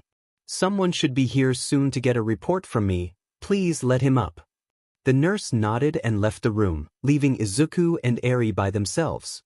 He carried the girl into the adjoining bathroom and set her down on the closed toilet seat. He turned to the bathtub and twisted the taps, filling it slowly with warm water. The teen put his gloves aside and picked up one of the bottles set on the rim, pouring a decent amount of pink liquid into the water. Izuku turned to Eri, who was staring at the bubbles as they filled the bath. He pulled the ragged hospital gown over her head and picked her up, gently placing her into the bubbly bath. He picked up another bottle and poured a good amount onto her matted hair, tangling his fingers through the messy locks and rubbing the shampoo in before rinsing it all out. He repeated this a few times to ensure her hair was properly clean, then picked up a flannel, soaked it in water, and rubbed her face with it. Izuku smiled when he pulled the washcloth away from her face. So there was a little girl hiding under all that dirt, he joked, earning the barest hint of a smile from Eri. Once the tiny girl was all cleaned up, Izuku picked her back up and set her on the bath mat, taking a fluffy towel and playfully dumping it over her head before drying her long hair. The quietest giggles came from beneath the towel before he pulled it back, letting her smiling face pop out. He stuck his tongue out at her playfully, then carried her through to the main room and set her down on the hospital bed. Izuku held the new hospital gown up over Eri's head and dropped it over her, letting the girl wriggle herself into the garment. "There we go, you're all cleaned up," he exclaimed, tossing the towel onto the floor and spinning around with Eri in his arms. He set the silver-haired girl down and combed his fingers through her messy hair, straightening and untangling it slightly. There was a quiet knock at the door, which Izuku smiled at. "That's probably my boss," he whispered to Eri. "I'm going to go and talk to him, but I promise I'll be right back, okay?" Eri held onto his costume, staring up at him with big crimson eyes. "You promise?" she asked quietly. Izuku thought for a moment before reaching up and tugging his mouth guard away from his neck, handing it to Eri. "Here, hold this for me. It's the most important part of my costume, so I'll definitely be back, I promise," he smiled. Eri nodded, holding onto the piece of equipment like it were a teddy bear, her eyes never leaving the greenette. Izuku stood and walked over to the door, opening it and giving Eri a smile. "I'll only be 5 minutes." Toshinori Yagi was a rather optimistic man. Even in his weakened form, his smile rarely left his face. He tried to think the best of everyone he met, including the villains he faced, and hardly ever lost his temper. But right now, Toshinori Yagi was angry. How dare someone hurt a little girl in such a way, and in the very city he patrolled regularly? "I promise you this, young Izuku. Should you ever find the man that did this again, the fury of All Might will be on your side," he said to his apprentice. The greenette nodded. "He has a touch-based quirk, but not 5-point contact. Possibly some kind of matter manipulation, as he seemed comfortable with the idea of fighting me at range. The only reason he's not already rotting in a cell is because I didn't want to endanger Eri, and I didn't know how his quirk would affect my smoke." Toshinori nodded. "A wise decision. I too would have prioritized little Eri's safety over apprehending the villain." He thought for a moment. "There's only a week left of your internship. Use this week to look after Eri, see if you can find anything out from her." He raised a hand at Izuku's intake of breath. "I'm not saying to pry for information, just ask sometime if she wants to talk about it, or if she minds answering a few questions. Eri has already been through a lot, For now, our job is to make sure she lives happily from now on. The hero in training nodded in agreement. They parted ways after another moment, the greenette returning to the hospital room while the blonde headed back to Might Tower to begin his investigations and reach out to some old contacts. Izuku opened the door and peeked inside. Eri was lying on her back, the steel mouth guard still wrapped in her embrace like a lifeline. The teen smiled, entering and closing the door quietly, heading to the girl's bedside and shifting the covers. Izuku finished tucking Eri into the bed and sat in one of the uncomfortable chairs beside her. He pulled out a cigarette and lit it, taking a long pull. They weren't addictive, but it had become a habit to light one when he had nothing to do. Izuku awoke to a tiny figure clambering into his lap and snuggling into his chest. He opened his eyes and tilted his head down, staring into a pair of big red eyes. "Sorry, Mr. Izuku," Eri said quietly. The teen just smiled, patting the girl's head. "It's all right, thank you for waking me," he smiled. "And Izuku is fine. You don't need to use honorifics with me." The tiny girl nodded, letting her head flop back down onto Izuku's chest. They spent the next few minutes just sitting there, Izuku gently combing his fingers through Eri's shining silver hair. "Did you sleep well?" Izuku asked after another moment. The girl nodded. They spent another long while just sitting in silence. "Are you feeling okay? Do any of your cuts still hurt?" Eri shook her head, her horn butting against Izuku's collarbone. After another 15 minutes, a nurse came into the room. "Ah, you're both awake. Do you think young Eri would be up for another little exam?" The rest of the week practically flew by. Izuku stayed with Eri in the hospital the entire time, occasionally visited by Supervisor Yagi. At one point, after Eri had decided that she was able to talk about what had happened to her, a detective with a truth quirk came and asked Eri a few questions. He also got a description of Chisaki from Izuku and confirmed that he was the new leader of a Yakuza group, the Shai Hasaikai. Inko visited on her days off, immediately falling in love with the adorable little girl that clung to her son. In turn, Eri very quickly warmed up to Inko, possibly because of the obvious relation between her and Izuku. Mirio and Nijire were unable to visit, with Sir Night Eye being a tough taskmaster and Ryukyu operating on the other side of the country. Tamaki didn't visit, but only because he didn't want to bother Eri. The last day of Eri's stay in the hospital had come. The little girl, now dressed in a cute little red dress, held Izuku's hand as they entered the reception of the hospital. Inko and Aizawa were waiting for them, the former beaming happily while the other just smirked. Izuku looked between the chipper adults warily. "What's got you so happy?" he asked his teacher suspiciously. "Eri's living situation has been figured out," the man replied. The little girl's grip tightened in Izuku's hand. Inko kneeled down. "If you want to, sweetie, you can come and live with me and Izuku," she said gently. Eri's eyes immediately lit up. Izuku stood a little straighter, staring at Aizawa in disbelief. "I get to live with you and Izuku?" she asked, bright red eyes shining hopefully. Inko nodded, barely reacting in time when the small silver-haired blur launched herself into the woman. "I want to stay with you," she cried. Izuku just raised his eyebrows at his soft-hearted mentor. Aizawa rolled his eyes before gesturing to the adorable child. Point taken. Unfortunately, Izuku needed to return to school the very next day. His trio of friends badgered him about his new little sister, to which he showed them all the pictures Inko had taken whenever she visited them in the hospital. Of course, they all immediately fell in love with the sunshine child, vowing to protect her smile no matter what. Exams came and went, internship offers were extended to next year, and the Elite Four of UA graduated to their next respective years. Izuku was ecstatic when he was promoted from half to whole. Mirio organized a party with the rest of the new 3A, where he was punched, hugged, and thanked by Izuku in that order. Eri Midoriya was excited to start school when the new year began, although she would miss seeing Inko all day. She couldn't wait to make friends.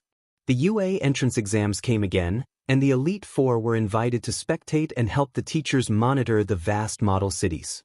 They couldn't award rescue points, but they helped track who earned what points and which robots were deactivated by the Invisible Girl. There was a minor issue in Testing Ground D, where a brown-haired girl got trapped under some rubble in the path of the zero-pointer, but a boy with a speed quirk resolved it quickly. Mr. Midoriya, the principal said, turning away from the monitors. Aizawa cracked one eye open. Yes, sir? Izuku asked. As you no doubt know, we will have a new member of staff teaching heroics this year. The principal continued. Aizawa's other eye opened. Oh no. Please I don't want to, you can't make me. As you are the only member in the second-year hero course, and quite possibly the top heroics student across year groups, I was wondering if you would mind becoming a teaching assistant during those lessons with the first years. Your homeroom could also be, don't say it, merged with theirs, if that is not a problem. It seems we've got plenty of excellent students this year, unlike your own former classmates. Aizawa sat up slowly. Izuku walked down the hallway, Mirio on his left and Nijire on his right, her hand holding his gently.